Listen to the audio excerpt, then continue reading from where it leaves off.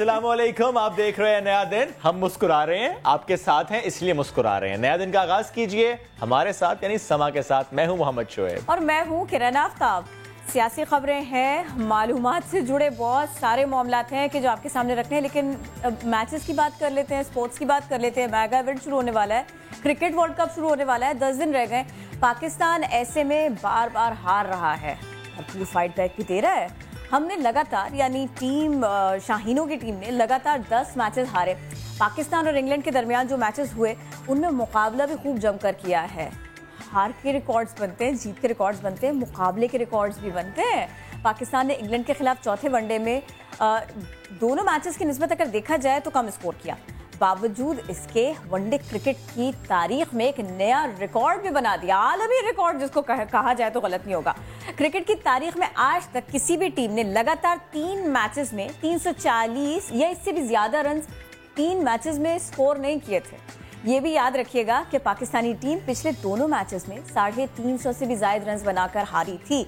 तो हारे जरूर हैं, मुकाबला कर रहे हैं, दिन बहुत थोड़े से हैं, लेकिन देखते हैं मुकाबला आगे जाके कैसे करते हैं। मुकाबला अच्छा कर रहे हैं, जीत अपने नाम करनी है। कम से कम ग्रीन शर्ट्स का फैन होते हुए मैं तो यही दुआ करती हूँ। और होना भी ये चाहिए किरण, खेल अच्छा होना चाहिए, ग्राउंड्स भरने चाहिए, फिर ही मजा आता है। और ये हम ये देखते हैं कि बॉलिंग का मेयार थोड़ा सा अगर गिर भी रहा है ओवरऑल, और जो बैट्समैन हैं और वो बेखौफ व खतर खेलते चले जा रहे हैं। शायद इसका सेहरा ये लीग मैचेस पर भी जाता है, जो आईपीएल की हो या पीएसएल हो, इस तरह के लीग मैचेस होते हैं। एनीवेज हम इस तरह देख लेते हैं कि हम नहीं हारे, वो लोग जीत गए हैं। वो लोग जीत गए ऐसे देख लें, लेकिन हमारी जीत उसका क्या बनेगा? ये जो हम सियासी महाज पे बातें करते आते हैं, ये कुछ वैसे ही हो रहा है क्या? कुछ वैसे ही हो रहा है। एनीवेज इस सब का आज हम अहाता करेंगे, यानी ना सिर्फ सियासी मैदान बल्कि खेल का मैदान, बल्कि समंदर, उसकी भी आज हमने बात करनी है। लेकिन पहले नया दिन की टॉप स्टोरीज है क्या आपके सामने रखते हैं।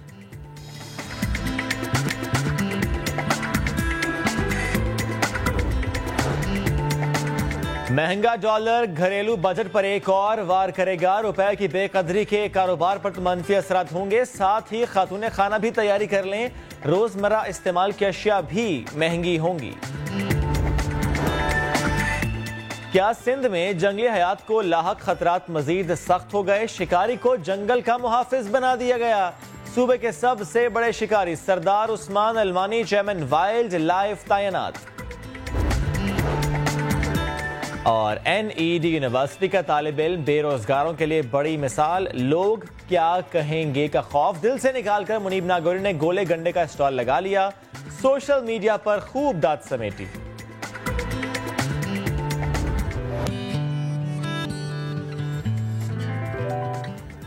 नया दिन में कहेंगे खुश आमदीद। और पूरा वीकेंड सोशल मीडिया पर 2 ही बातें गर्म थी, एक तेल से मुताल्लिक और एक कल की मुलाकात से मुताल्लिक। लेकिन चले पहले हम जरा बात कर लेते हैं तेल की तलाश की।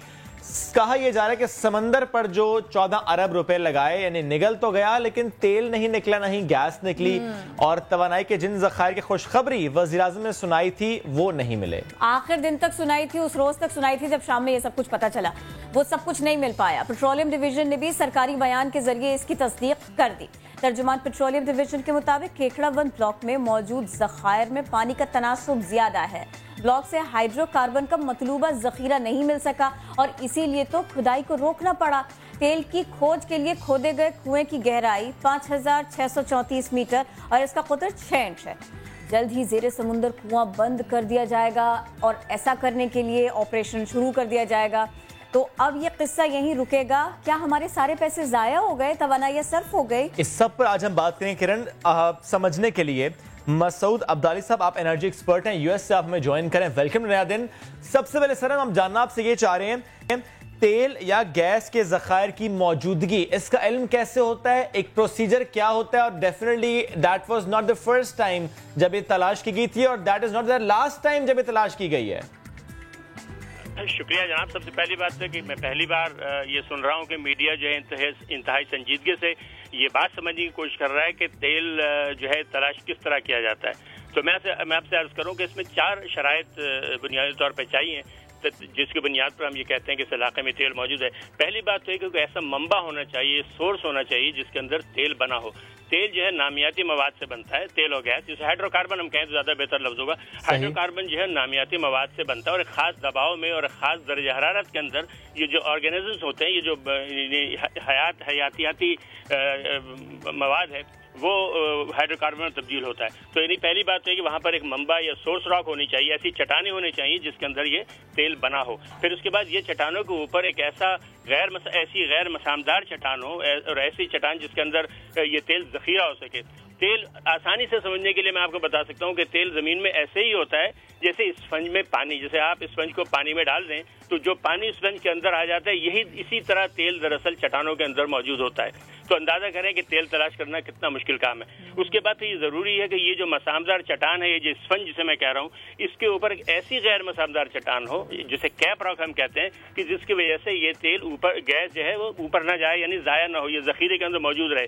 फिर ये जरूरी है कि ये चट्टानें हैं, इनकी साफ कुछ ऐसा हो, जिस तरह डैम हम बनाते हैं तो हम कोशिश करते हैं कि इस तरह ढलाने हो उस इलाके की, पानी हर जगह से उस रिजर्वायर में जमा हो। इसी तरह इन जो चट्टानें हैं इनकी साख्त ऐसी होनी चाहिए कि हर जगह से हाइड्रोकार्बन जो बना हो सोर्स रॉक का, वो इसी खजाने के अंदर या रिजर्वायर रॉक के अंदर, जो मैंने कहा कि मसामदार चट्टान जो है या स्पंज है, उसके अंदर आके जमा होता रहे। और फिर उसकी तीसरी यानी तो ये अगर ये चार शराइत और फिर यानी समझिए कि मंबा होना चाहिए, फिर उसके बाद उसकी एक जखीरे की चट्टानें होनी चाहिए, और जखीरे की चट्टानें जो मसामदार हो, यानी चूने के पत्थर की चट्टान हो या रेत हो, और फिर वो सील हो, यानी उसके ऊपर एक कैप रॉक हो जहाँ से वो तेल निकल न सके और वो स्ट्रक्चर अच्छा हो। तो अब देखिए कि इससे पहले जो हमने ड्रिल किया था, आज से कोई 2 साल पहले 3 साल पहले शेल ने किया था, वो वेल इस जहाँ पे हमने ये ड्रिल किया केकड़ा, इससे जुनूब में वेल ड्रिल हुआ था। तो वहाँ पर जो खुदाई की गई तो हमें सिवाय सोर्स रॉक की और कोई मालूमात नहीं मिली। वह सोर्स रॉक की मालूमात भी बड़ी जमाली सी थी, न वहाँ पे जखीरा मिला, न वहाँ पे कैप रॉक मिली, न वहाँ पे स्ट्रक्चर मिला।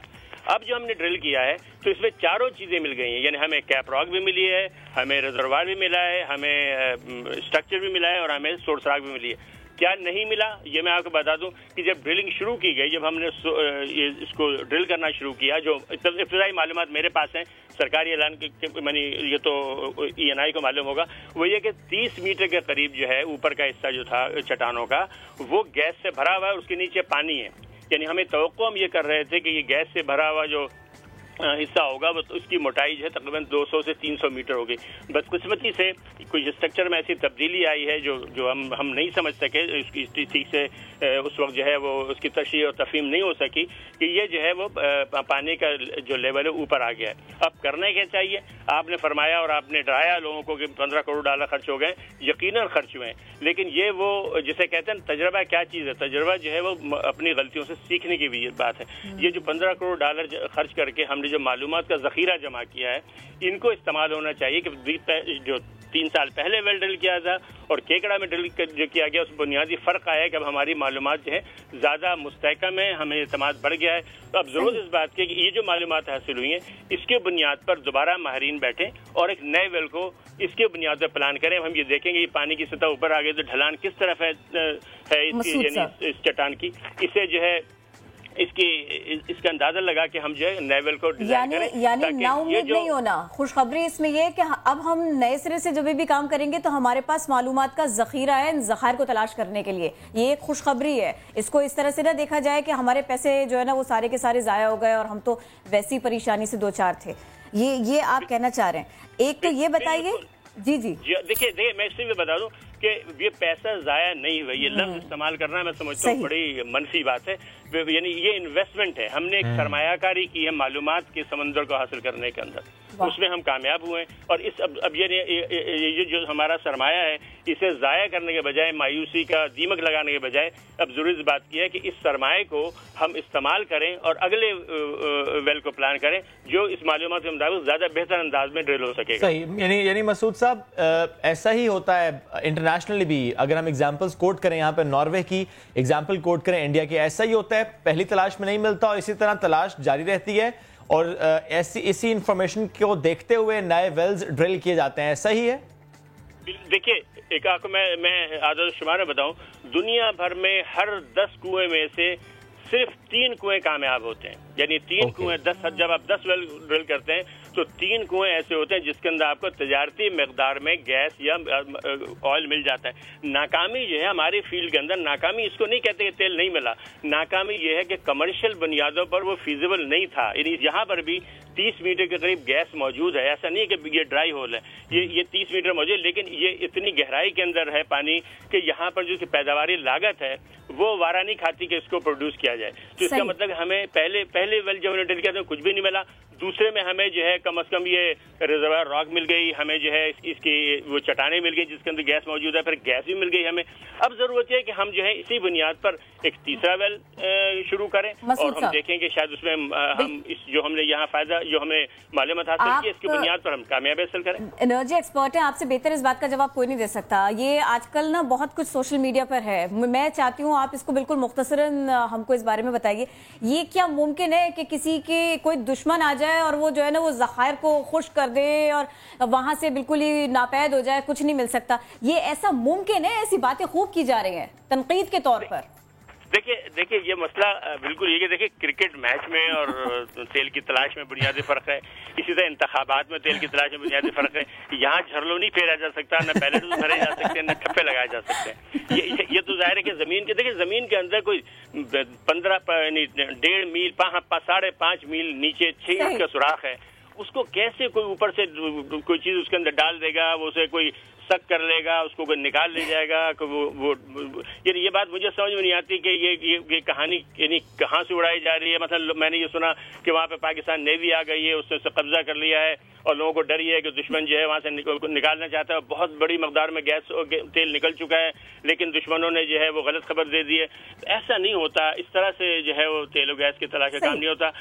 यकीन जाने कि ये बिल्कुल मेरा ख्याल है कि ये बात जो है ना कम से कम जो एक मामूली सा अर्जियात का तालिब इल्म है वो भी इस बात को कबूल नहीं करेगा। तो भाई आपने हमें गुड न्यूज़ और फेक न्यूज़ दोनों के बारे में बता दिया। आज इतना इंतहाई अहम मौजू था। मसूद अब्दाली साहब एनर्जी एक्सपर्ट हमारे साथ थे, हमारे लिए आपने वक्त निकाला, आपका बेहद शुक्रिया। और जिस किरण वो बता भी रहे थे और यहाँ पर ये डिस्कस करना बड़ा ज़रूरी है, जो कहते हैं कि अगर इमरान खान पर तनकीद करें, फॉर दैट मैटर गवर्नमेंट पर तनकीद करें, ना ही ये आज स्टार्ट हुआ था मंसूबा और ना ही ऐसा है कि आइंदा नहीं होगा, सालों से हो रहा है, सर्वेज होते हैं, मंसूबे बनते हैं, प्लान होता है, ड्रिलिंग होती है। नाने के जैसा मसूद साहब ने भी कहा तो इंटरनेशनली भी देखते हैं एग्जांपल दिए कि अगर 10 कूदेंगे तो उसमें से 3 से उम्मीद रखिए और ये यहाँ से आपको जो है ना आपका मतलूबा ज़ख़ीरा मिल जाएगा। और जिस तरह इमरान खान ने कहा, यार दुआ करें ना, पाकिस्तानी दुआ करें, अल्लाह करे कि ऐसा हो कि अब जो ड्रिलिंग हो उसमें तेल के ज़खायर निकले, अच्छी बात, दुआ करनी चाहिए। एनीवेज अब जरा बढ़ते हैं आगे। दूसरा उनकी दुआएं और उसके साथ में उनकी तदबीरें, सबके ऊपर हम आज बात करेंगे। बिल्कुल बात करेंगे। सिंध की आज भी बात कर लेते हैं स्पेसिफिकली, जहां पर एक शिकारी, एक बड़ा शिकारी, इसको शिकार का मुहाफिज बना दिया गया है। सुन के बड़ी हैरत आपको हो रही होगी, तस्वीरें हम आपको उन शिकारी की दिखा रहे हैं, लेकिन अब सिंध के सबसे बड़े शिकारी सरदार उस्मान अलमानी साहब को चेयरमैन वाइल्ड लाइफ सिंध तैनात कर दिया गया है। मजीद बताएंगे हमारे नुमाइंदे संजय साधवानी। जी संजय। जी बिल्कुल, सिंध में ओहदों की बंदरबान का सिलसिला जारी है। सिंध हुकूमत का एक और अनोखा कारनामा सामने आया है। शिकारी को ही जानवरों के तहफ़्फ़ुज़ का चेयरमैन मुकर्रर कर दिया गया है। सरदार उस्मान अलमानी जिनके लिए मशहूर है कि वो सिंध के नामवर शिकारी हैं और सिंध के मुख्तलिफ अजला या फिर बैरून ममालिक में भी वो शिकार करते रहे, जिनकी तस्वीर सबूत के तौर पर आप देख सकते हैं। तो इन्हें वाइल्ड लाइफ का चेयरमैन जो है वो तैनात किया गया है। सिंध हुकूमत ने ये नोटिफिकेशन जारी किया है।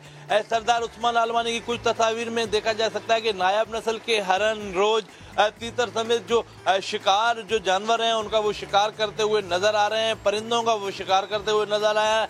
एक तस्वीर ऐसी भी है जिसमें वो हरन का शिकार करने के बाद उसके गले से जो है वो हाथों से अपने हरन के गले को पकड़े हुए हैं और वो दिखा रहे हैं। तो इन्हें जो है अब सिंध में वाइल्ड लाइफ का चेयरमैन मुकर्रर किया गया है और अब ये शिकार का जो है वो शिकारियों से जानवरों को बचाएंगे और जानवरों का तहफ़्फ़ुज़ करेंगे। तो सिंध में अनोखे कारनामे सिंध हुकूमत के जारी रहते हैं। एक और अनोखा कारनामा सामने है, जो मशहूर शिकारी है उसे ही जो है वो वाइल्ड लाइफ का चेयरमैन बनाया गया है, ताकि वो अब देखना है कि जो शख्स जितने मशहूर है कि वो हरन जो सिंध में नायाब हैं, रोज सिंध में नायाब हैं, उनके शिकार करता रहा है, अब वो किस तरह ये शिकार करना बंद करता है और अब ये कैसे शिकार को रोकता है। जी संजय साधवानी अपडेट कर रहे थे। तो ये मामला सारा क्या है, chairman wild life Sindh Usman अलमानी साहब हमारे साथ, तो उनसे बात कर लेते हैं।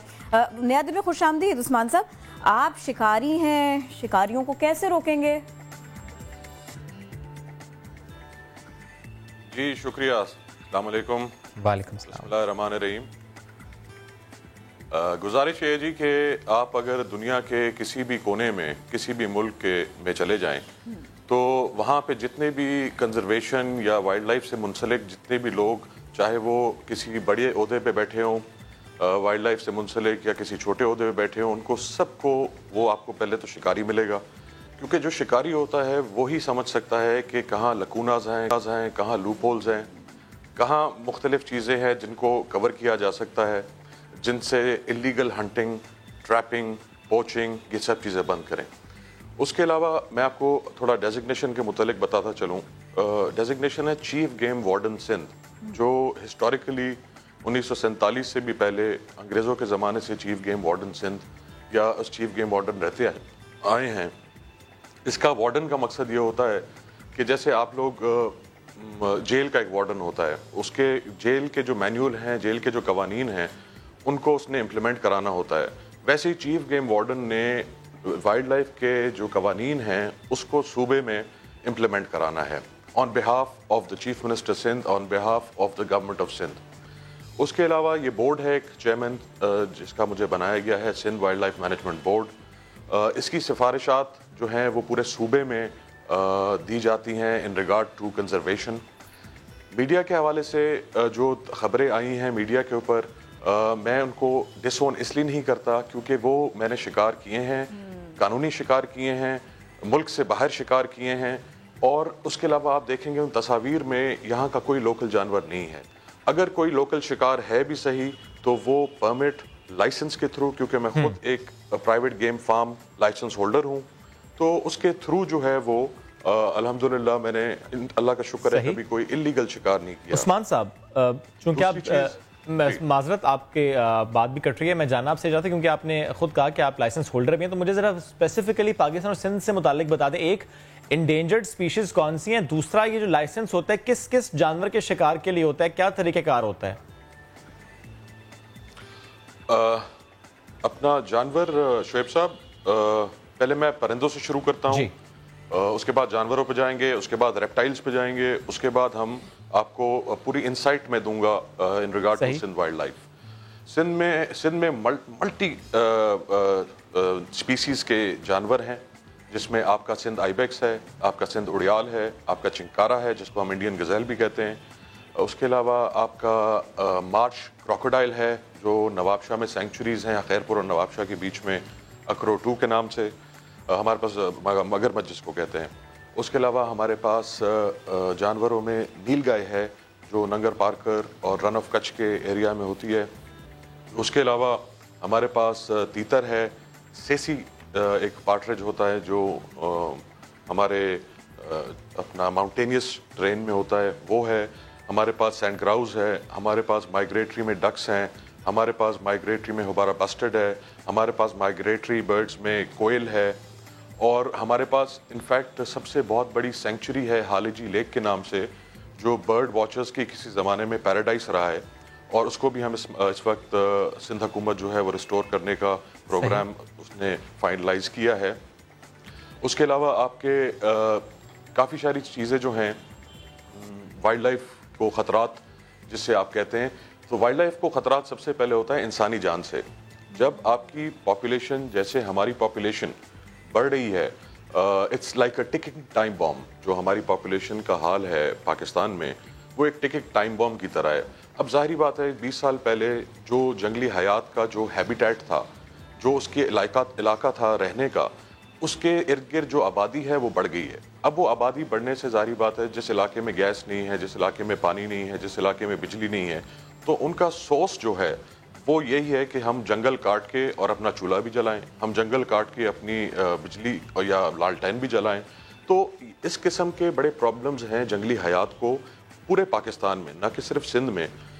पॉपुलेशन जो बढ़ रही है उसको हमें किसी तरीके से उसके ऊपर काम करना चाहिए। आपने क्या चॉक डाउन किया है? عثمان صاحب آپ نے خود کیا سوچا ہوا ہے کہ بھئی یہ 3-4 ایسے پوائنٹس ہیں کہ جن کے اوپر اب میں ذمہ داریاں سنبھالتے کے ساتھ ہی کام کرنا سٹارٹ کر رہا ہوں اور میں جلد سے جلد اس کے ریزلٹس بھی لوگوں کو نظر آنے چاہیے، ایسا آپ نے کیا سوچا؟ جی میں نے جو میٹنگ چیئر کی آن دا 15 مئی 2019 جس میں ہم نے ڈپارٹمنٹل بریفنگ لی، ڈپارٹمنٹ کو سب سے پہلی جو میں نے ان سے گزارش کی، میں نے ان کو یہی کہا کہ جی نہ آپ اپنے آپ کو کبھی امبیرس کیجیے گا، نہ آپ کبھی ہمیں امبیرس کیجیے گا، کیونکہ سندھ حکومت کا بڑا واضح پالیسی ہے، سندھ حکومت اور ہمارے لیڈران کی بڑی واضح پالیسی ہے کہ ہر صورت میں وائلڈ لائف کے لیے کام کیا جائے۔ یہ جو ڈپارٹمنٹ کافی سالوں سے آپ نے دیکھا ہوگا کہ سرد خانے میں پڑا ہوا ہے، اس ڈپارٹمنٹ کو ایکٹیویٹ کیا جائے، کیونکہ قوانین 1972 سے موجود ہیں، قوانین جو ہیں وہ امپلیمنٹ کرنے ہیں۔ یہ امپلیمنٹیشن جو ہے ہماری جو بیوروکریسی ہے انہوں نے امپلیمنٹ کرنا ہے اس قوانین کو۔ ہم نے آتے ہی میں نے آل ایس ایس پیز، آل ڈیپیوٹی کمشنرز کو ایک ریکویسٹ لیٹر لکھا ہے جس میں میں نے ان سے یہ گزارش کی ہے کہ آپ مہربانی کر کے ہمارے وائلڈ لائف سٹاف کو جو ہے وہ فیسیلیٹیٹ کریں، ان کے ساتھ کوآپریٹ کریں تاکہ وہ کمبیٹ کر سکیں ان چیزوں کو، جیسے آپ کے پرندے جو ہیں ان کی نیٹنگ ہوتی ہے، تیتر کی نیٹنگ بہت زیادہ ہے سندھ میں، چاہے کالا تیتر ہو چاہے بھورا تیتر ہو۔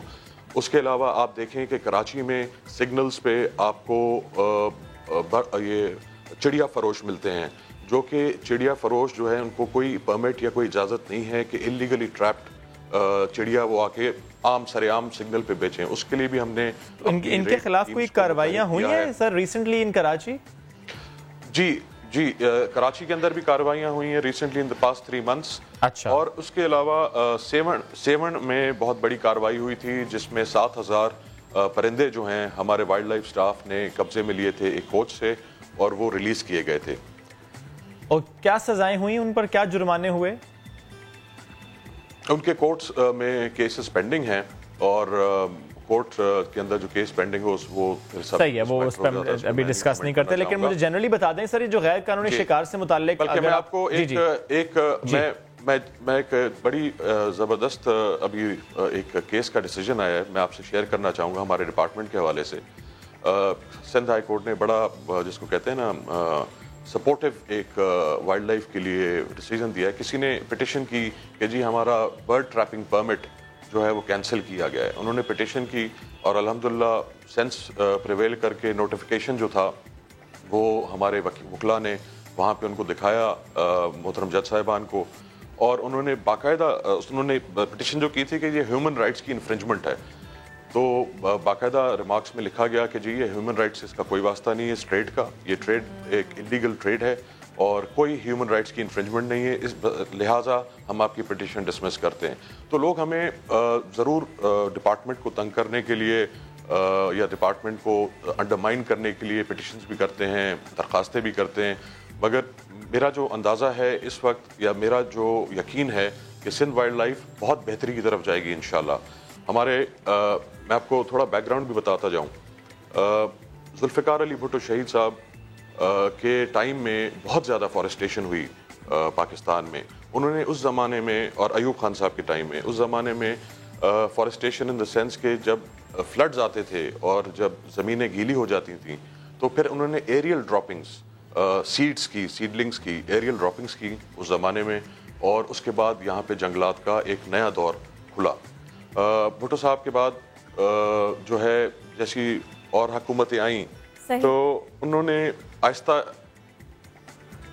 بتائیں، بات بھی بتائیں، اور ساتھ میں یہ بھی بتائیے گا کہ سب سے بڑا چیلنج تو اس وقت یہی نظر آ رہا ہے نا کہ جنگلات کو ختم ہونے سے بچائیں، اس کے لیے بھی بتائیے کہ کیا کر رہے ہیں۔ بالکل جی، جنگلات کو ختم جو ہو گئے ہیں ان کو ریسٹور کرنے کا پروگرام چل رہا ہے اس وقت سندھ گورنمنٹ فوکس کر رہی ہے جنگلات پہ، سندھ گورنمنٹ فوکس کر رہی ہے، میں اس ڈپارٹمنٹ کی بات کروں گا۔ عثمان صاحب کوئی اگر ایگزامپل دے سکیں اسپیسیفکلی کسی علاقے میں یہ کام کیا ہو کہ وہاں پہ سیڈلنگز لگائے گئے ہوں یا وہاں پہ پودے لگائے گئے ہوں، کوئی ایسی ڈرائیو ہو وہاں پر؟ بالکل جی، یہ ڈرائیو ابھی شروع ہوگی اگست میں، شروع ہوگی سر، بالکل اس پر پھر بعد میں بات کریں گے کیونکہ ابھی شروع نہیں ہوئی ہے۔ عثمان صاحب دوسرا مجھے یہ بتا دیں کہ اسپیسیفکلی کراچی اور آس پاس یہاں پہ کئی ایسے شہری ہیں جنہوں نے وائلڈ اینیملز اپنے پاس رکھے ہوئے ہیں بطور پیٹ, یعنی اس میں شیر بھی ہے, اس میں کراکوڈائلز بھی ہیں, یہ لیگل ہے؟ میں آپ سے یہ گزارش کرتا چلوں کہ سوشل میڈیا آج کل اتنی اویئر ہو گئی ہے, print media, electronic media, social media, کہ آج کل لوگوں نے کافی چیزیں شیئر کرنا بند کر دی ہیں. ہمیں جہاں رپورٹ ملتی ہے وہاں ہم پہنچتے ہیں. جن لوگوں نے کراکوڈائلز رکھے ہوئے, جن لوگوں نے اپنا شیر رکھے ہوئے, جن لوگوں نے یہ اس قسم کی چیزیں رکھی ہوئی ہیں, ان کو آئیڈینٹیفائی کیا جاتا ہے اور ان کو چیک کیا جاتا ہے کہ ان کے پاس کیا اس چیز رکھنے کا لائسنس ہے یا نہیں ہے. ہمارے پاس ایک پورا سسٹم ہے, میکنزم ہے, جو کہ میں یہ نہیں کہہ رہا کہ پرفیکٹ ہے, میں یہ نہیں کہہ رہا کہ وہ میکنزم بہت اچھی طریقے سے چل رہا ہے, اس کو بہت زیادہ سدھاروں کی ضرورت ہے. صحیح. میں یہ کہوں گا کہ ہمارے پاس ایک میکنزم ہے جس کو امپلیمنٹ کرنا ہے, جس کو ہم نے قانون جو کہتا ہے اس کے تھرو ہم نے امپلیمنٹ کرنا ہے. ہم آپ سے میڈیا کے توسط سے بھی گزارش کریں گے کہ آپ ہمیں گائیڈ کریں, ہم آپ کو آن بورڈ رکھنا چاہتے ہیں. انفیکٹ رمضان شریف کے بعد ہمارے پورے ڈپارٹمنٹ کا, ہمارے سندھ حکومت کا یہ پروگرام ہے کہ میڈیا کی ٹیم لے کے ہم پورے سندھ کا دورہ کریں. آپ کو سندھ کے نیشنل پارکس, آپ کو سندھ کے حوالے سے جو سینکچوریز ہیں, جو گیم ریزروز ہیں, ہم آپ کو وہ چل کے دکھائیں, اور وہاں پہ جو ڈیٹیریشن ہے وہ بھی دیکھیں آپ, اور جہاں اچھا کام ہوا ہے. بالکل صحیح, بالکل صحیح عثمان صاحب, ضرور چلیں گے, ضرور دیکھیں گے کہ کہاں پر مسئلے کیا ہیں اور اس کے حل کے لیے حکومت کیا کری, آپ کا ادارہ کیا کر رہا ہے. ساتھ ہی آپ نے کہا جس نے بھی کوئی وائلڈ اینیمل رکھا ہوا ہے تو ضرور چیک کیا جاتا ہے کہ لائسنس ہے یا نہیں ہے. تھینک یو سو ویری مچ. ساتھ آپ موجود تھے اور اس سے متعلق بات کر رہے تھے. تم اچھا کام کریں گے تو شاباش ملے گی, اور اگر کام اچھا نہیں ہوگا تو خبر تو بنے گی. شاباشی کا جہاں تک تذکرہ ہے نا, آج تو ہمارے پاس ایک ایسی خبر اور ایک ایسی شخصیت ہے, آپ کا بھی دل چاہے گا کہ آپ ان کو شاباشی دیں. NED یونیورسٹی کے طالب علم ہیں اور یہ مثال بن گئے ان لوگوں کے لیے جو بے روزگار ہیں. منیب ناگوری سٹال لگاتے ہیں اولے گنڈے کا, ڈرنکس کا, اور صرف بزنس نہیں ہوتا, ان کو تو شاباشیاں بھی ملتی ہیں. لوگ آتے ہیں اور ان کے سٹال سے اگر کچھ بھی پرچیز کرتے ہیں تو ان سے ہاتھ ملا کر ہی جاتے ہیں, ان سے مل کر خوش ہو کر ہی جاتے ہیں. تو آج ہم نے ان کو اپنا اسٹوڈیو بھی بلایا ہے. کراچی کے علاقے ملیر میں آپ رہتے ہیں, وہیں پر آپ کام کرتے ہیں, تو ویلکم ٹو نیادن. منیب, کیا حال ہے؟ الحمدللہ. پہلے آپ مجھے یہ بتائیے, یہ پڑھنے کا وقت کب ملتا ہے, کیسے مینیج کرتے ہیں آپ چیزیں؟ ہر چیز کا وقت ملتا ہے, اور شاید سوشل میڈیا پہ صرف میرا گولا گنڈے کا ہی آ رہا ہے, اس کے علاوہ میں نے بہت ساری چیزیں بھی ساتھ میں. اور اسٹارٹ اپس بھی ہیں آپ کے؟ اس سے پہلے ہی میرا ایک اور اسٹارٹ اپ ہے, اس کو تقریباً 1.5 سال ہو چکا. وہ کیا ہے؟ پرنٹ ویرا کے نام سے اسٹارٹ اپ ہے. NED یونیورسٹی سے ہی شروع کیا تھا, ایک چھوٹے سے پرنٹر سے, گھر سے شروع کیا تھا, اس میں ڈاکیومنٹ پرنٹنگ کی سروس دے رہا ہوتا تھا. اوکے. اور اب وہ انشاءاللہ ماشاءاللہ سے وہ میں نے کارپوریٹ کلائنٹ بھی ڈیل کیے ہیں, وہاں تک میں نے ایک ایکسپیرینس کیا. وہ پہلا اسٹارٹ اپ تھا جی, وہ میرا دس از دی سیکنڈ ون. ہاں, اس سے پہلے چارجز بھی بیچے ہیں, بہت سی چیزیں بیچی ہیں. ایک سیل کا کافی اچھا ایکسپیرینس ہے. کتنے عرصے سے یہ سب کچھ آپ یہ چھوٹے چھوٹے سے بزنس کرتے آ رہے ہیں, یہ بتائیں. 2 سال سے میں یہ سب کر. اور ابھی آپ کی ڈگری کتنی ہو گئی, کون سا سیمسٹر ہے؟ ابھی میں 3rd ایئر کے اندر. ابھی 3rd ایئر میں. یعنی مجھے یہ جو سمجھ آ رہی ہے منیب, وہ ایسا ہے کہ آپ اس ٹیگ لائن کو بیسیکلی دیکھ رہے ہیں کہ لوگ کیا کہیں گے یہ نہیں سوچنا, ایسا ہے؟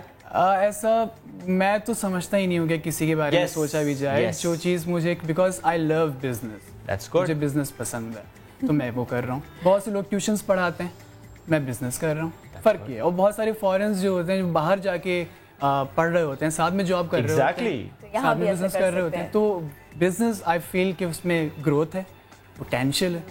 تو میرا یہی پیغام ہے. بالکل نہیں بیٹھنا. Yes exactly. اس کے علاوہ میں اسپورٹس میں بھی ہوتا ہوں, ٹینس بھی کھیل رہا ہوتا ہوں, کلب لیول کے اوپر میں نے کچھ ٹورنامنٹس بھی کھیلے ہوئے. اور اس کے ساتھ فلم ویرا بھی میرا ایک اور اسٹارٹ اپ ہے, جس میں میں نے ویڈیو, کیا چیز, فلم ویرا. یہ پرنٹ ویرا سے انسپائر ہوگی فلم ویرا, جس میں میں ویڈیو ایڈیٹنگ وغیرہ اور یہ سب مینیج بھی کر رہا ہوں. منیب, صبح کب ہوتی ہے, رات کب ہوتی ہے آپ کی, بتائیں. بہت سے لوگ مجھے انسپریشن دیکھ رہے ہیں, بٹ عموماً جو سوشل میڈیا کے اوپر کچھ نیگیٹو بھی آ رہا ہوتا ہے کہ جیسے کہ میرے ماں باپ نہیں ہیں, یا بچہ بہت غریب ہے اس لیے اسٹارٹ اپ کر رہا ہے, جو کہ ایگزیکٹلی ایسا بالکل نہیں ہے. I am from a very well family, اور تمام ابو فیس بھی ابو دیتے ہیں یونیورسٹی کی, ایسی بات نہیں ہے. اٹ از مائی انٹرسٹ کہ مجھے یہ سب چیزیں سیکھنا ہے. دیٹ شوز کہ گھر والے بہت سپورٹ کر رہے ہیں, اسپیسیفکلی اس گولا گنڈا اسٹال سے متعلق. مجھے ایگزیکٹلی جو تصویریں کھنچوا رہے ہیں لوگ آ کر, اور جس طرح سے مجھے ویلکم کر رہے ہیں, کیونکہ انہوں نے کبھی دیکھا نہیں ہے اس طرح سے کہ کسی انجینئرنگ محنت بھی کرے اور پڑھے بھی ساتھ میں, اتنے اچھے ڈگریز بھی لے. अच्छा, सिर्फ अकेले खुद ही सारे काम हो रहे हैं या दूसरों को हेल्प भी करते हैं? नहीं, ये अच्छा, ये एक और बात मिसिंग कर रहा हूँ, जो गोले गंडिया वाला है उसमें हम 3 दोस्त शामिल हैं, फरजान, मुजम्मिल और मैं। हम 3 स्कूल के दोस्त हैं, हम ये तीनों। बाकी जो इंजीनियरिंग कर रहे हैं? नहीं, उनकी अलग डिग्रीज हैं, मेरा मैं इंजीनियरिंग के अंदर। ओके, वो भी दोनों पढ़ भी रहे हैं और जी, वो भी पढ़ रहे हैं, साथ साथ वो भी काम कर रहे हैं। तो मैंने उन सबको लगा दिया अपने साथ कि भाई ये करो और साथ में पढ़ाई भी। कितने घंटों तक ये आपका स्टॉल चलता है? कब से आप लोगों का स्टार्ट होता है? फिलहाल तो भी रमजान है, तो 9 बजे से लेके रात 2 बजे तक। और उसमें आप लोग अकेले आप काम कर रहे होते हैं, वो दोनों भी आते हैं, कुछ ना कुछ पार्टिसिपेट करते हैं? नहीं, वो ही अमूमन काम कर रहे होते हैं, क्योंकि मैं उन्हें काफ़ी मैनेज, मैं भी काम कर रहा हूँ बीच बीच में, बिकॉज वी आर 3। तो हमारी यही सोच है कि इंशाल्लाह ये जो स्टॉल है इसको आगे जाके एक ब्रांड बनाया जाए। और क्योंकि स्टॉल से शुरू इसलिए किया क्योंकि ये प्रोसेस है, आपको तमाम बिजनेस में तमाम चीज़ों को देखना होता है। हाँ, एक स्टेप, ताकि आप चीज़ों को समझ पाएं। मेरी ये सोच होती है कि स्टार्ट स्मॉल, थिंक बिग। जिस तरह मैंने प्रिंट वेरा को एक स्मॉल प्रिंटर से शुरू किया, क्योंकि मेरा उसमें लॉस नहीं हो रहा था। कितनी अमाउंट से शुरू किया था? मैंने कुछ भी अमाउंट से शुरू नहीं किया। अब्बू घर से प्रिंटर लाए, मैंने उससे प्रिंट निकालना शुरू किया, बेचना शुरू कर दिया। अब मुझे नहीं पता कि उसके बाद मैं इतना आगे निकल जाऊंगा। अल्हम्दुलिल्लाह अल्लाह ने इज्जत दी। उसके बाद एक और नया, इसी तरह से मैंने ये अपना गोला गंजा लगाया। और इसमें आप क्या करेंगे? और स्टॉल्स लगेंगे, ब्रांड किस तरह से बनेगा? मेरा फोकस यही होता है कि ब्रांड बनाया जाए। ओके। और ब्रांड से पहले ये होता है कि मैं प्रोसेस को समझ लूँ कि चीज़ें होती कैसे हैं, किस तरह। खुद आता है गोला गंडा बनाना? जी, मुझे बनाना आता है, मुझे तमाम चीज़ें आती हैं। उससे सीखा, उसके बाद फिर मैं उसको बड़ा कर सकूँ, क्योंकि मुझे वो चीज़ आती है। मेरा हमेशा फोकस ये होता है कि आप लर्निंग के ऊपर जाएँ, उन चीज़ों को सीखें कि क्या क्या चीज़ें, किस प्रोसेस से आपको गुजरना है। मेरे क्लाइंटल बने हुए, अगर मैं जब ग्रेजुएट होने के बाद मैं निकलता हूँ तो मेरे पास इतनी नॉलेज ज़रूर होगी कि मैं अपना सिविल इंजीनियरिंग का कोई बिजनेस कर सकूँ। और यही आपका मशवरा उन स्टूडेंट्स के लिए है, उन यंगस्टर्स के लिए है कि जो थोड़ा सा भी रुझान रखते हैं कि हमको भी कुछ करना चाहिए, जो ख्वाब देखते हैं। कुछ 2-3 जो ना अच्छे से मशवरे तो दें आप ज़रा, जो कोई सोच रहा है कि मुझे बिजनेस करना चाहिए उसको। सबसे पहले उसको ट्यूशन्स पढ़ाने चाहिए। ओके, मैंने भी ट्यूशन्स पढ़ाए, उससे आपका काफ़ी कॉन्फिडेंस बिल्डअप होता है। या कोचिंग सेंटर्स में पढ़ना, ताकि आपका एक कम्युनिकेशन आता है ह्यूमन के साथ। बहुत सारे लोग होते हैं अमूमन हमारे इंजीनियरिंग के अंदर, वो उनका कम्युनिकेशन नहीं होता लोगों के साथ। उससे पढ़ाई करते हैं, घर जाते हैं, सो जाते हैं, फिर पढ़ाई करते हैं। तो मेरा ये मानना है कि आपका जो क्लाइंटल आपका बनाने का और बिज़नेस डेवलप करने से आप बहुत सारी चीज़ें सीखते हैं। एक चीज़ नहीं, सिर्फ आप बेच नहीं रहे होते, जो प्रोसेस से गुजर रहे होते हैं, आप जो लोगों से बात कर रहे होते हैं, उससे आप बहुत कुछ सीख रहे होते हैं। कम्युनिकेशन हो गया, इसमें नॉलेज आ गया, और एक्सपीरियंस आ गया, भी आ गया। ठीक है, ओके। 3 बातें हो गई भाई, ये तो ज़बरदस्त है। मैं फिर भी बिजनेस स्टार्ट करते हुए डरूंगी। आपको डर लगा था? नहीं, मुझे डर नहीं लगता, बल्कि जो भी ड्राइवर मुझे छोड़ने आए हैं उनको ही मैंने 3-4 बिजनेस सिखा दिए हैं कि वो भी मुझसे पूछ रहे थे कि यार चलो ये भी अच्छा है, मैं भी कुछ कर लूँगा शाम को। यानी बिल्कुल जीरो से आप स्टार्ट कर सकते हैं। ये मुझे बताया, मुझे कौन सा स्टॉल आप बता के जाएंगे ना कि आप ये स्टार्ट बता देना। मुझे बताया कोई बिजनेस आप चले। सारे बिजनेस अच्छे होते हैं, बस आप मुझे चाय बनाना भी नहीं आती है। चाय तुम्हें बना दी? मुझे नहीं आती है, पर मुझे फ्राइज भी बनाना नहीं आती थी, पर जब मैं उसके अंदर आया तो सब सीख गया। आप भी किसी बिजनेस में आप सब सीख जाएंगे, बस आपके अंदर नियत साफ होनी चाहिए आपकी। अरे नियत तो हमारी सदा साफ रही, मुश्किलात आती रही। नहीं, डर के आगे जीते तो फिर जरा मुश्किलात आ जाती हैं। लेकिन जो मैं समझ रहा हूँ, बिल्कुल जीरो, ऑलमोस्ट जीरो इन्वेस्टमेंट से आप ये छोटे छोटे बिजनेस स्टार्ट कर सकते हैं। मेड बी प्रिंटर वन और दिस गोला गंडा, डायमंड एनी अदर स्टॉल। अमूमन होता ये है कि बहुत सारे जो लोग होते हैं वो समझते हैं कि हमें बहुत हैवी इन्वेस्टमेंट चाहिए, इसीलिए बैठे रहते हैं, प्लान वो सोचते रहते हैं और फिर वो सोचते ही रहते हैं और वक्त ज़ाया होता है। उनके लिए मैसेज है कि आप स्टार्ट कीजिए, ताकि आप चीज़ों को सीखेंगे, फिर आपके पास इन्वेस्टमेंट आ ही जाएगी। आप उन्हीं पैसों से कमाएंगे, उन्हीं से आप आगे बढ़ेंगे। जिस तरह मैंने प्रिंट वेरा शुरू किया था छोटे से प्रिंटर, थोड़ा बड़ा हुआ। और ये ज़रूरी नहीं है कि आपने डिग्री पहले मुकम्मल करनी है फिर कोई स्टार्टअप की तरफ जाना है। ये आप साथ साथ बैलेंस करें उसको। मैं वही तो कह रहा हूँ कि मैं साथ में स्पोर्ट्स भी करता हूँ, मैं साथ में टेनिस भी करता हूँ, उसके साथ ये भी चल रहा है साथ में। इससे पहले फ्राइज का भी मैं कर चुका हूँ। यानी स्मॉल बिजनेस से, इतनी छोटे से बिजनेस से किसी बड़े बिजनेस तक कैसे जाते हैं, हम आप पे नजर रखें तो हमें पता चल जाएगा। जी, शायद कितने दिन लगेंगे हमको। जी, शायद आप 6 या 7 महीने बाद वापस इंटरव्यू ले लीजिएगा। अच्छा, नहीं, फिर अब मुझे ये बताइए, 6 से 7 महीने का आपने नाम लिया, कुछ नया करने जा रहे हैं, कुछ बड़ा करने जा रहे हैं? नहीं, इंशाल्लाह इसी चीज़ को ग्रो करूंगा और इसी चीज़ को सक्सेसफुल बनाऊंगा। ब्रांडिंग की तो मेरी सोच है। इंशाल्लाह। Wish you all the best Munib, wish you all the best. Thank you so very much, आप यहाँ मौजूद थे और ये एक बड़ी ज़बरदस्त मिसाल है पाकिस्तान के नौजवान की डिग्री करते करते आप सियासत करें यार, जो आप करना चाह रहे हैं वो करें without any fair of loss. Investment इतनी सी, बल्कि जीरो इन्वेस्टमेंट के साथ कर सकते हैं। एनीवेज, ये बड़ी अच्छी आज ने बात है कि किरण आपका स्टॉल लगाने का इरादा तो नहीं है, या मुझे रख लेना उस पे? मैं रख लूं उस पे? अरे हम दोनों लगाते हैं ना। किरण, तो आप लगाइएगा फ्राइज का, मैं चाय का अरेंजमेंट करती हूँ, और फिर इसके साथ में बात आगे बढ़ी। बुला लेंगे किसी को अफ्तार पे। लवाजमात हो गए ना? जी जी जी बिल्कुल, बैठक के लवाजमात हैं। ऑपोजिशन हो तो फिर क्या होगा? बैठक लगे उनकी, मैं आपको आज वो बताती हूँ। ऑपोजिशन की ग्रैंड बैठक लग गई, हुकूमत के खिलाफ सख्त एहतजाज का ऐलान, बड़े वाज़ेह इशारे, तमाम पार्टीज अपना अपना एहतजाज करेंगी, ये भी हो गया। इस्लामाबाद में बिलावल भुट्टो जरदारी की जानिब से इफ्तार डिनर का एहतमाम किया गया। यहाँ काफी लोग आए। मुस्लिम लीग नून से मरियम नवाज थी, शाहिद खाकान अब्बासी थे और दीगर सियासी रहनुमा भी यहाँ पर इकट्ठा थे, जिसके बाद मुश्तरका प्रेस कॉन्फ्रेंस का एहतमाम भी किया गया। Chairman peoples party Bilawal Bhutto Zardari ने कहा कि कोई जमात तन्हा पाकिस्तान को मसाइल से नहीं निकाल सकती। ईद के बाद सारी पार्टीज ने अपने अपने एहतजाज का ऐलान कर दिया है और ये वाजे कर दिया है कि वो किसी के खिलाफ नहीं इकट्ठे हो रहे। ये तो सारे के सारे अवामी मसाइल हैं कि जिसके हल के लिए इनको एहतजाज करना पड़ रहा है। इसी पर बात करते हैं। आज हमें फिर से ज्वाइन कर रहे हैं अदनान आदिल साहब। गुड मॉर्निंग अदनान साहब। अदनान साहब गुड मॉर्निंग सर। पहले तो एक जुमला हो जाए उस बैठक पर, लेकिन उससे पहले नागौरी साहब जो बिजनेस करते हैं ना, देखिए वो कई काम इकट्ठे करते हैं, तो ये जो हमारे सियासतदान हैं ये भी ऐसे ही करते हैं। जीरो इन्वेस्टमेंट से दाखिल होते हैं सियासत में, अरबपति बन जाते हैं। तो आप देखिए ना, इनसे अच्छा बिजनेस कौन कर रहा है पाकिस्तान में। तो ये भी डबल काम कर रहे होते हैं, बल्कि ट्रिपल काम कर रहे होते हैं। कोई काम नहीं कर रहे होते, जब सियासत में दाखिल होते हैं तो बिल्कुल टेलीफोन का लाइनमैन होता है, कोई 3 पल्ले के मकान में रह रहा होता है, बाद में 10, 15, 20 साल बाद पता चलता है कि वो तो अरबपति हो गया है। तो ये भी स्टार्टअप है साहब, तो ये भी स्टार्टअप है। तो आप सियासत भी करें अगर नागौरी साहब, तो वो भी देखिएगा कि फिर उसमें भी बहुत फायदा होगा। जैसे हालात पाकिस्तान में हैं, जैसे हालात पाकिस्तान में, ये जो आपकी बात है ना, यही ऑपोजिशन का भी कहना है। उनका कहना है कि मसाइल ऐसे हैं कि हमें एहतजाज करना पड़ रहा है। अब ये तो नहीं कहा जा सकता ना कि मसाइल नहीं है। जी मसाइल तो हैं, उनका एहतसाब हो रहा है, तो अब उससे बचने के लिए हुकूमत को प्रेशर डालना है कि हुकूमत को कानून शानून बदल दे। जी वो अवामी मसाइल की बात कर रहे हैं। वो तो देखिए, सियासतदान कहते कुछ है, करते कुछ हैं। सियासत में देखिए, सियासत जो है ना, झूठ और मुनाफकत का नाम है। सियासत में आप उनके वर्ड्स पे उनको नहीं लेना चाहिए, उनके अमल को देखना चाहिए। ये तो हमेशा ऐसा ही होता है। बड़ी महंगाई, आप 50 साल के अखबार निकाल लीजिए लाइब्रेरी में जाके, 50 साल पहले भी अपोजिशन यही कह रही थी बड़ी महंगाई है, बहुत महंगाई है। जब खुद इक़्तिदार में आते हैं तो उससे भी ज्यादा महंगाई हो जाती है। अपने इमरान खान साहब भी क्या क्या कुछ नहीं कहते थे, जब इक़्तिदार में आए तो वही सब कुछ हो रहा है। तो ये सब सियासतदानों की आवाम को चक्कर देने की कोशिश होती है, आवाम को गोली देते हैं ये। असल बात यह है कि इनके ज़ाती मुफादात हैं, एहतसाब हो रहा है। ये चाहते हैं कि हुकूमत कुछ कानून में नरमी करे, कुछ इनके साथ थोड़ा होला हाथ रखे, ये इनकी ख्वाहिश है अदनान साहब। तो अब मुझे ये बता दें, लेकिन ये जो ये मामला है कि अलग अलग एहतजाज, यानी मसाइल सेम लेकिन एहतजाज अलग अलग, यानी अपनी अपनी आइडेंटिटी भी बरकरार रखनी है, ये क्या मैसेज दे रही है बात? ये बात यह है कि कल इनके दरमियान इत्तफाक राय नहीं हो सका। कुछ लोग चाहते थे कि ज़बरदस्त एहतजाजी तहरीक चलाने का ऐलान किया जाए, कुछ लोग चाहते हैं कि ऐसा ना हो, सिर्फ कोई थोड़ा सा मुश्तरका अमल बनाया जाए पार्लियामान के अंदर। तो कोई इत्तफाक राय न होने की वजह से तो फेस सेविंग के लिए इन्होंने कहा कि अब हम ईद के बाद APC करेंगे, यानी ईद मिलन पार्टी हो गई ना। अभी तो अफ्तार डिनर था, फिर ईद मिलन पार्टी कर लेंगे।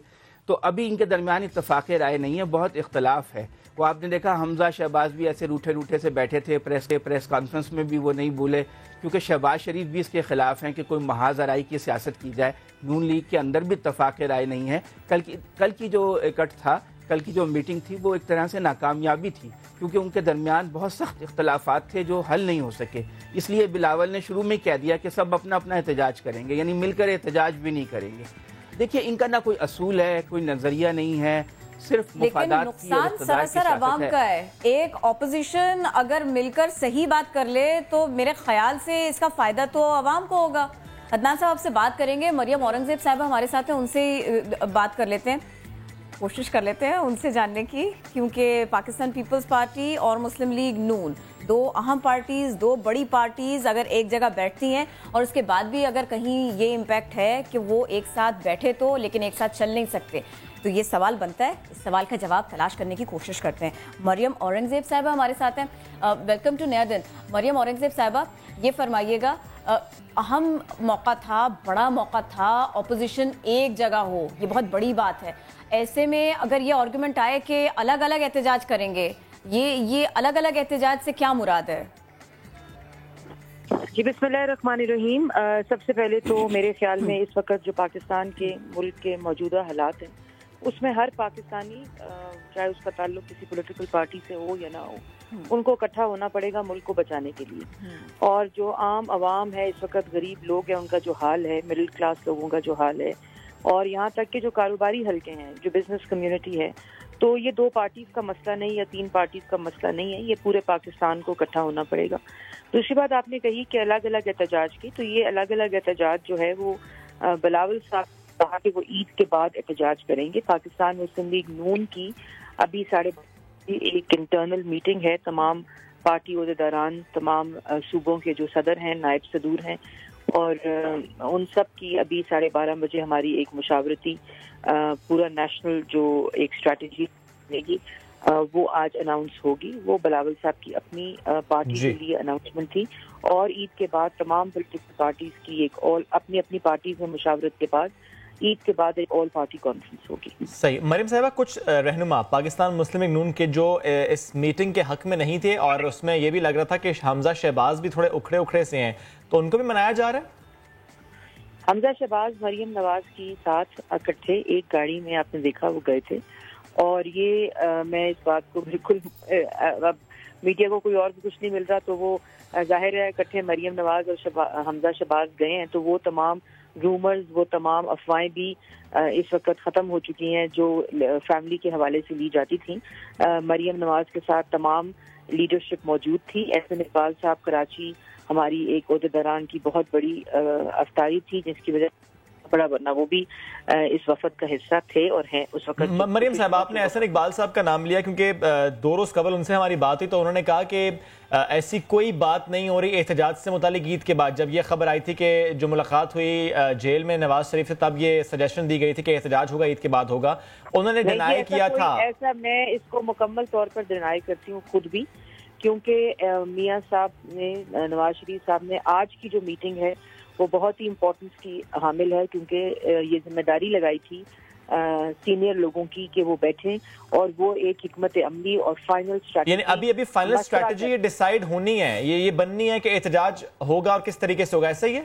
जी जी बिल्कुल। आज 12:30 बजे जो हमारी इंटरनल मीटिंग है उसमें तमाम पार्टी के लोगों के साथ मुशावरत होगी। सही। और मरियम साहब, उसमें मुशावरत होगी। अब ये बता देंगे, जो नारा लगाया जाता रहा मरियम नवाज की तरफ से कि इमरान जरदारी भाई भाई, तो अब ये मुलाकात यू टर्न कहेंगे इसको? देखिए, मैं आपको एक बात बताऊं, ये दोनों पॉलिटिकल पार्टीज एक दूसरे की हरीफ रही हैं। हम इलेक्शन एक दूसरे के खिलाफ लड़ते हैं, हमारे नजरियात डिफरेंट है, हमारी आइडियोलॉजी डिफरेंट है, हमारा जो मुल्क के लिए स्ट्रैटेजीज, जो पॉलिसीज हैं वो मुख्तलिफ हैं। ये जो एक एजेंडा है, और हम अगले फ्यूचर में भी इलेक्शंस में जाएंगे, एक दूसरे के खिलाफ इलेक्शंस लड़ेंगे। हमारा वोटर मुख्तलिफ है, उसकी आइडियोलॉजी मुख्तलिफ है, लेकिन जो 1 पॉइंट एजेंडा, कॉमन एजेंडा इस वक्त है वो पाकिस्तान बचाओ का।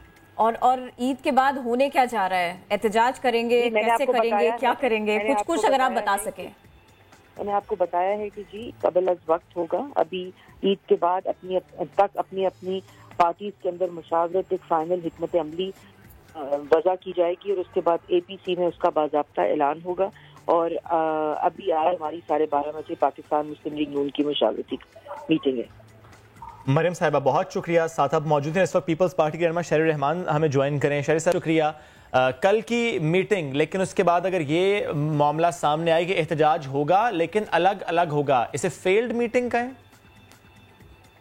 नहीं, ये अभी देखिए, रोड मैप तो रमजान के बाद APC एक अनाउंस हुई है, उसमें इंशाल्लाह तय किया जाएगा, और लोगों की नुमाइंदगी इस वक्त करना बहुत जरूरी है, क्योंकि इस वक्त जो गैस और बिजली और अपने पेट्रोल की कीमतें हैं اور باقی خورد و نوش کی نرخوں کو جو حال ہوا ہے اس حوالے سے تو ایک بالکل بحران یہاں پہ مچا ہوا ہے، اور ہم نہیں چاہتے کہ اس طرح کوئی بالکل انتشار پھیلے، لیکن جو صورتحال ہے اس میں لوگوں کو جب آپ دیوار سے لگائیں گے تو یہ تو ہوگا نا۔ اور آپ لوگوں نے اس سلسلے میں سوچا ہوا کیا ہے؟ کیونکہ ابھی تک تو جو بلاول بھٹو زرداری صاحب کا جملہ ہے، جو ان کی بات ہے، الگ الگ احتجاج، اب آرگومنٹ اس کے اوپر یہ ہے کہ اگر سب مل کر ایک بات کریں تو اس سے حکومت پر دباؤ بن سکتا ہے، اس سے کچھ ایسا ہو سکتا ہے جس سے عوام کو ریلیف ملے۔ اگر الگ الگ ہی احتجاج کریں گے تو وہ مقاصد شاید حاصل نہ کر پائے الائنس۔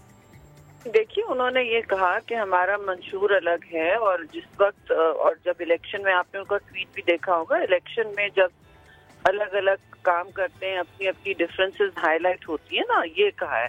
اور پھر جب عوام کے لیے الیکشن کے بیچوں جب ہوتا ہے تو ہمیشہ یہ صورتحال ہوتی ہے، پارلیمان کے ذریعے آپ ایک دوسرے کے ساتھ کام کر رہے ہوتے ہیں تاکہ کوئی اتفاق رائے ہو اور لوگوں کو حوصلہ ملے، کوئی تقویت ملے، ایسی پالیسیز بنے جس سے سب کو فائدہ ہو۔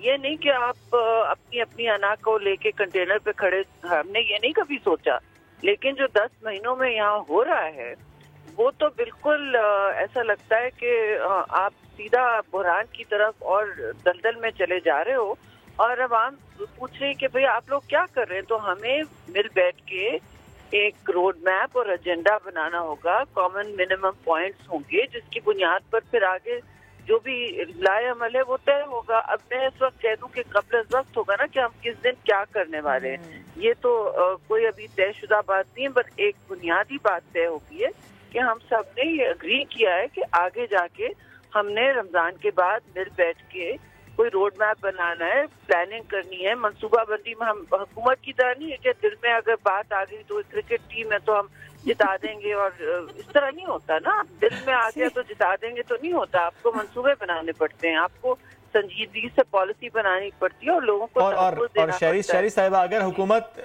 سنجیدگی سے سوچ لے اور آپ سے بھی کہے کہ آئیے مل بیٹھ کے عوامی مسائل کی بات کر لیتے ہیں، آپ کو بھی کہہ دیں، نون لیگ کو بھی کہہ دیں، تو کیا اس آفر کو قبول کیا جائے گا؟ پھر احتجاج کی جو باتیں ہو رہی ہیں وہ نہیں ہوں گی؟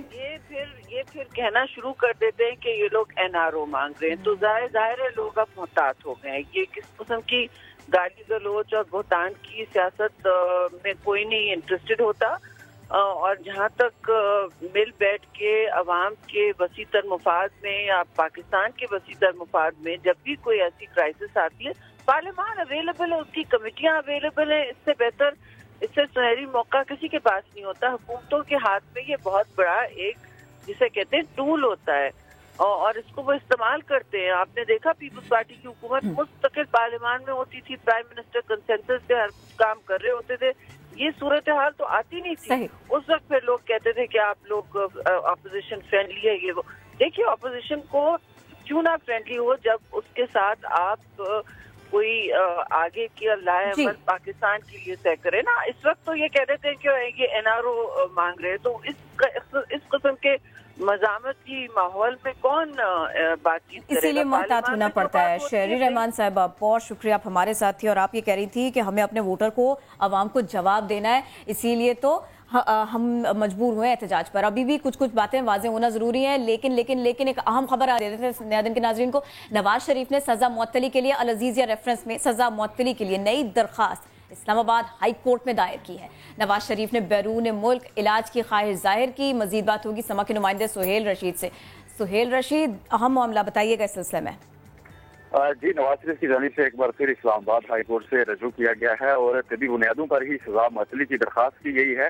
یہ کہا گیا ہے کہ سپریم کورٹ کے احکامات پر 6 ہفتوں کے لیے رہائی کے بعد نواز شریف کے کئی طبی معائنے کروائے گئے تھے، اور ملکی اور غیر ملکی ڈاکٹروں کی بھی یہ رائے ہے کہ نواز شریف کی بیماریاں جیل کے ماحول میں ذہنی تناؤ کی وجہ سے مزید بڑھ رہی ہیں، انہیں بہتر علاج کی فوری ضرورت ہے۔ درخواست میں ساتھ ہی یہ بھی کہا گیا ہے کہ نواز شریف کو مجبور کیا گیا ملک کے اندر ہی علاج کروانے کا ایسے ڈاکٹروں سے جن پر انہیں اعتبار بھی نہیں، جن سے وہ مطمئن نہیں تھے.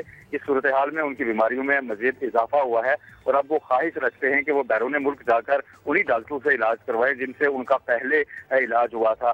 میڈیکل رپورٹس بھی ساتھ منسلک کی گئی ہیں ان کی درخواست کے ساتھ، جن میں یہ بتایا گیا ہے کہ نواز شریف کے دل کے مرض میں مزید اضافہ ہوا ہے، ذہنی دباؤ بھی بہت زیادہ ہے جس کی وجہ سے ان کے شوگر لیول میں بھی اضافہ ہوا ہے اور سزا معطلی کی طبی بنیادوں پر ہی استدعا کی گئی ہے. اسلام آباد ہائی کورٹ سے جیسے پہلی بہت شکریہ اپنے سلسلے میں اپڈیٹ کیا. اور عدنان عادل صاحب کا بھی شکریہ، ہمارے ساتھ تھے تو ہم نے کوشش کی آج اپوزیشن کے الائنس پہ بات کرنے کی. آگے چل کے مزید اہم موضوعات رکھیں گے آپ کے سامنے. چھوٹا سا وقفہ، دوبارہ حاضر ہوتے ہیں.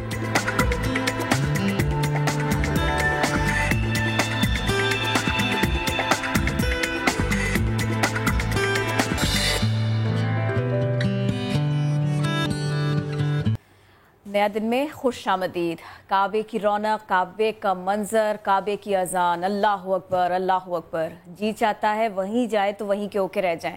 اور ویسی ہی آواز آپ کو یہاں سنائی دیتا، وہی سوز، وہی طرز، وہی خوبصورت انداز.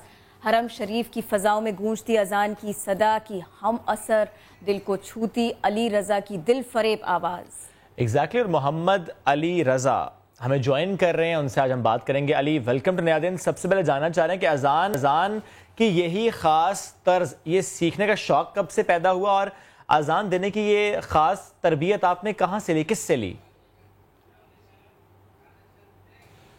میں جب چھوٹا تھا تو تب ہم پی ٹی وی پہ اذان سنا کرتے تھے، تو بس وہیں سے سن کے تو میں نے کچھ کوشش کی اسی طرح ادائیگی کرنے کی.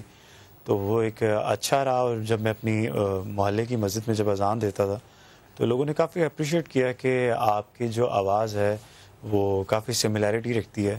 تو جب میں نے اسے کوشش کیا اور پھر اچانک سے یہ فیس بک پہ کافی وائرل ہو گیا.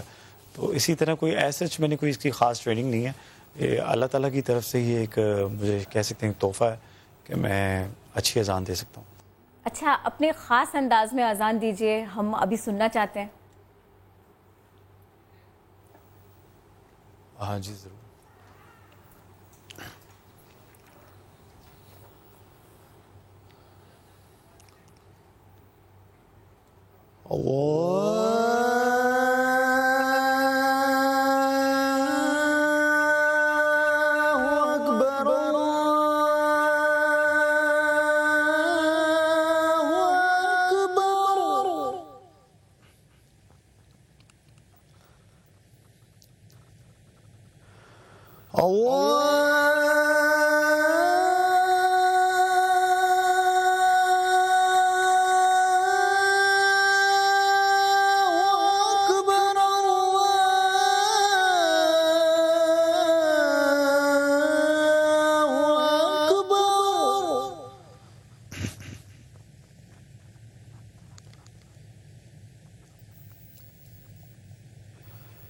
أشهد أن لا إله إلا الله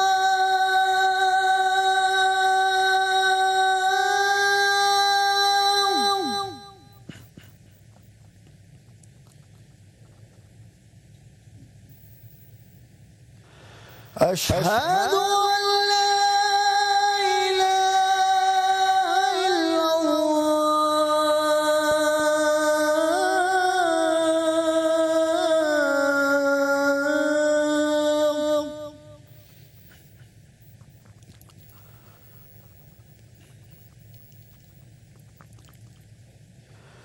أشهد أن محمد رسول الله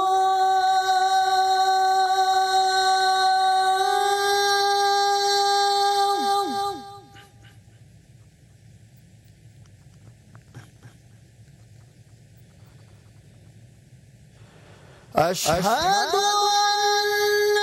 محمد رسول الله.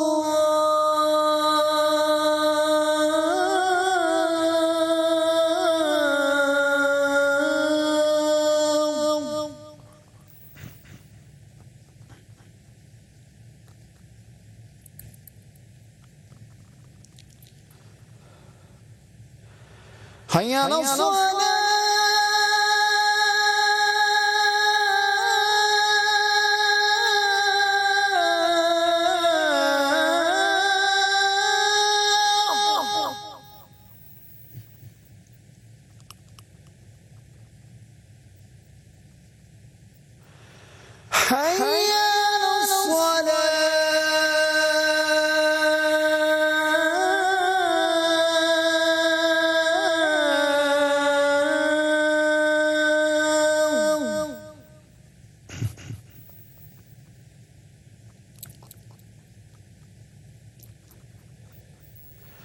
حي على الفلاح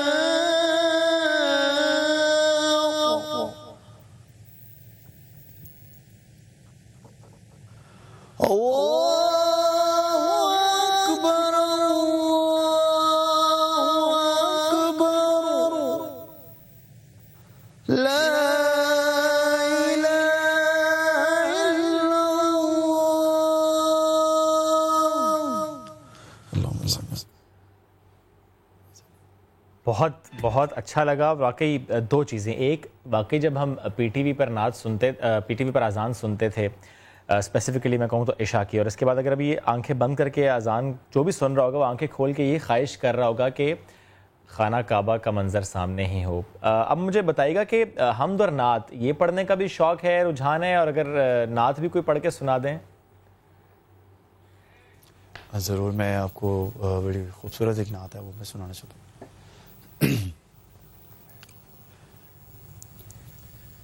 سرور کہوں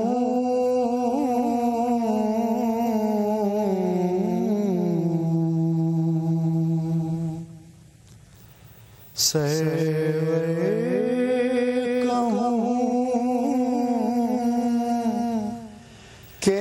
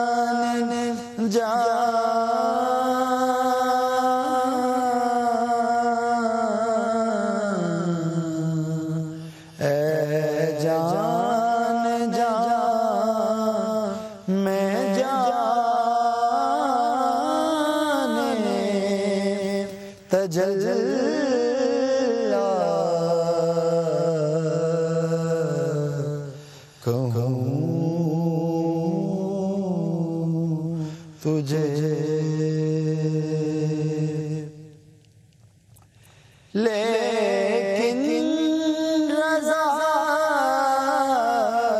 نے ختم سخن کر دیا. خالق کا بندہ خلق کا مولا کہوں تجھے سرور کہوں کہ مالک مولا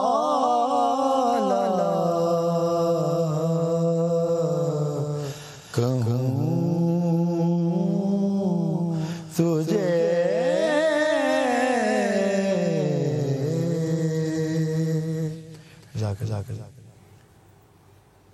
سرور کہوں یا کیا کہوں. علی رضا, بہت خوبصورت نعت آپ نے ہدیہ کی اور تھینک یو سو ویری مچ. آپ نیا دن میں آج ہمارے مہمان تھے اور بہت اچھا اذان سن کر اور بہت اچھا لگا نعت سن کر.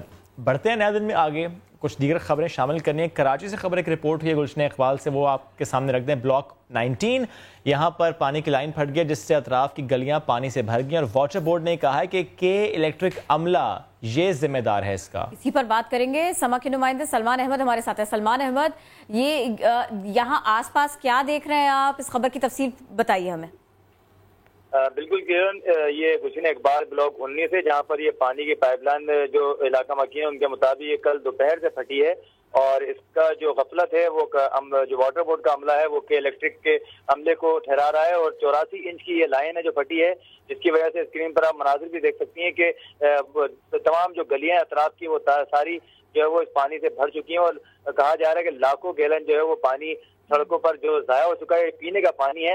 اور گلشن اقبال کے مختلف بلاکس ہیں جس میں جمشید ٹاؤن سمیت دیگر علاقے ہیں جو پانی سے محروم ہیں کل سے. اس کے علاوہ جو لائن پھٹنے سے اطرافی گلیاں جو ہے وہ پانی سے بالکل بھر چکی ہیں. جو نمازی ہیں وہ نہیں جا سکتے نماز پڑھنے. جو لائن کی مرمت کے لیے کہا جا رہا ہے کہ کام جلد شروع کیا جائے, لیکن کب شروع کیا جائے گا یہ اب تک معلوم نہیں ہو سک رہا. جی ٹھیک ہے, اور کوئی ایکشن بھی نہیں لیا گیا اس سلسلے میں لوگوں کی سہولت کے لیے. سلمان بہت شکریہ, آپ ہمارے ساتھ تھے. ادھر فیصل آباد میں سمندری روڈ, یہاں روئی کے گودام میں آگ بھڑک اٹھی. فائر بریگیڈ کی 4 گاڑیاں اسے بجھانے کے لیے کام کر رہی ہیں. مزید اپڈیٹ کر رہی ہیں وہی موجود سما کی نمائندہ شاہین شہزادی. جی بالکل, یہ سمندری روڈ کے قریب روئی کا گودام ہے جس میں آگ اچانک بھڑک اٹھی ہے. ریسکیو کی ابتدائی انفارمیشن کے مطابق جو آگ ہے وہ شارٹ سرکٹ کے باعث لگی. 5 مرلے کا یہ پلاٹ ہے جہاں پر روئی کی گانٹیں پڑی ہوئی ہیں اور آگ کے شعلے جو ہیں وہ مسلسل بلند ہوتے جا رہے ہیں. ریسکیو کی 4 گاڑیاں آگ بجھانے میں مصروف ہیں, لیکن چونکہ روئی ہے اس میں آگ پہ قابو پانا خاصا مشکل ہو رہا ہے, جس کے باعث جو آگ ہے وہ آگے کے آگے پھیلتی چلی جا رہی ہے. یہ فیکٹری ایریا ہے اور قریبی جو فیکٹریاں ہیں ان کو بھی خالی کروا لیا گیا ہے تاکہ کسی قسم کا مزید نقصان کا خدشہ نہ ہو. ساتھ والی جو فیکٹریاں ہیں وہاں پر بھی روئی کی اسی طرح سے گانٹیں رکھی گئی ہیں, تو اس وجہ سے ان فیکٹریوں کو بھی خالی کروا لیا گیا ہے. ریسکیو کو کافی زیادہ مشکلات کا سامنا کرنا پڑ رہا ہے کیونکہ یہاں پر لوگوں کی تعداد, ایک بڑی تعداد جو ہے وہ موجود ہے, جس کے باعث آپریشن کلیئر کرنے میں بھی مشکل کا سامنا کرنا پڑ رہا ہے. دھواں بہت زیادہ ہے, آگ کے جو شعلے ہیں وہ بہت زیادہ بلند ہو رہے ہیں. تو ریسکیو کے مطابق اگلے 3 گھنٹوں میں جو آگ پر قابو پا لیا جائے گا. جی شاہین آپ نے اپڈیٹ کیا. نیا ہفتہ مندی کی نئی لہر لے کر آیا ہے. پاکستان اسٹاک ایکسچینج میں ہفتے کا آغاز شدید مندی سے ہوا ہے. مزید بات ہوگی. سما کے نمائندے اشرف خان ہمارے ساتھ ہیں. اشرف, کتنے پوائنٹس کی کمی؟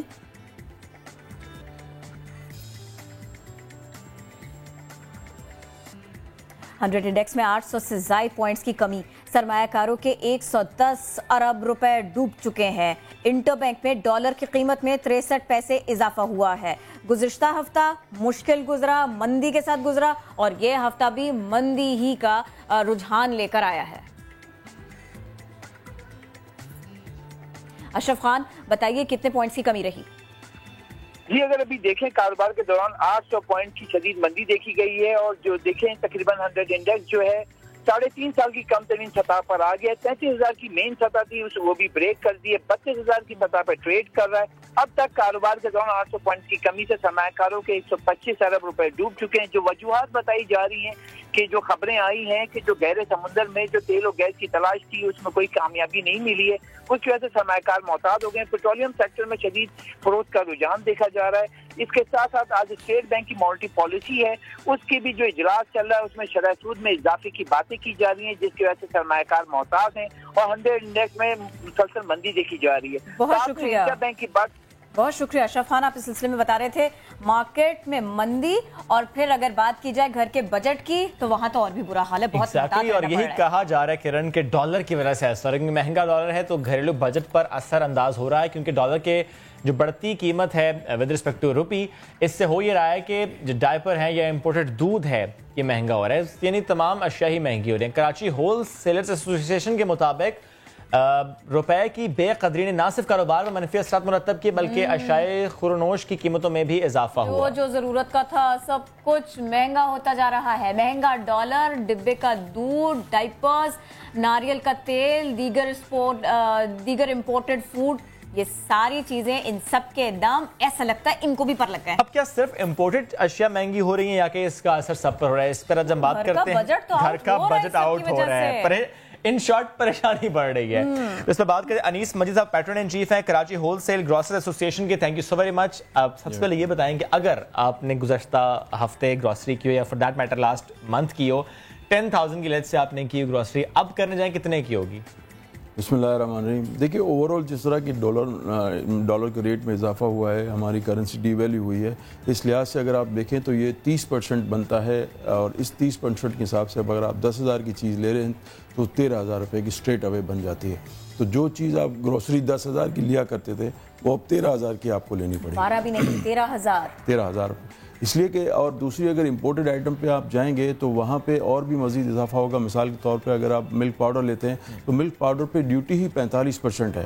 تو اگر آپ 30% آپ کا ڈالر امپیکٹ اور 45% جو ڈیوٹی ہوتی ہے وہ بھی ڈالر میں دی جاتی ہے, تو اس کا 45% کا امپیکٹ الگ آپ کا آئے گا 5% کا لگ بھگ, تو یہ آپ کا 35% ہو گیا. تو یہ آل ٹوگیدر ہر امپورٹڈ آئٹم جو بھی آپ امپورٹ کرتے ہیں پاکستان میں جو بھی امپورٹ ہوتا ہے اس میں تقریباً 30 سے 35% کا اضافہ ہو جائے. یہ تو چھوٹے بچوں کی چیزیں تھیں جس میں دودھ ہے یا ڈائپرز ہے, سیریلز ہیں, دیگر پروڈکٹس بھی ایسے ہیں کہ جو آپ کے کچن کا حصہ ہوتے ہیں اور وہ سب بھی مہنگے ہونے جا رہی ہیں چیزیں. جی ہاں بالکل. یہ کون کون سے پروڈکٹس ہیں کہ جہاں جہاں پر امپیکٹ آ رہا ہے اس کا؟ دیکھیے سب سے زیادہ تو میں آپ کو بتاؤں دالوں پہ امپیکٹ آ رہا ہے, کیونکہ دال جو ہم 50% سے زیادہ امپورٹ کر رہے ہیں. تو جب آپ امپورٹ کریں گے 35% کا اضافہ ہوگا. جو 100 روپے کی دال ہے وہ 135 کی اسٹریٹ اوے ہو جائے گی. اور اسی طرح جو ہے دوسری چیزیں جو بھی تمام چیزیں آپ امپورٹ کر رہے ہیں اس میں اس طرح کا اضافہ ہوگا. یہ اضافہ صرف امپورٹڈ اشیاء پر ہو رہا ہے؟ امپورٹڈ اشیاء پہ تو ہو رہا ہے, لیکن اسے امپیکٹ جو ہے وہ جو ہماری لوکل پروڈکٹ ہے اس پہ بھی آ رہا ہے, کیونکہ بجلی بھی مہنگی ہو رہی ہے, پیٹرولیم پرائسز بھی مہنگی ہو رہی ہیں. تو تمام چیزیں اگر مہنگی ہوں گی اور جو فریٹ اگر آپ کا بڑھے گا تو اس کا امپیکٹ تمام چیزوں پہ آئے گا.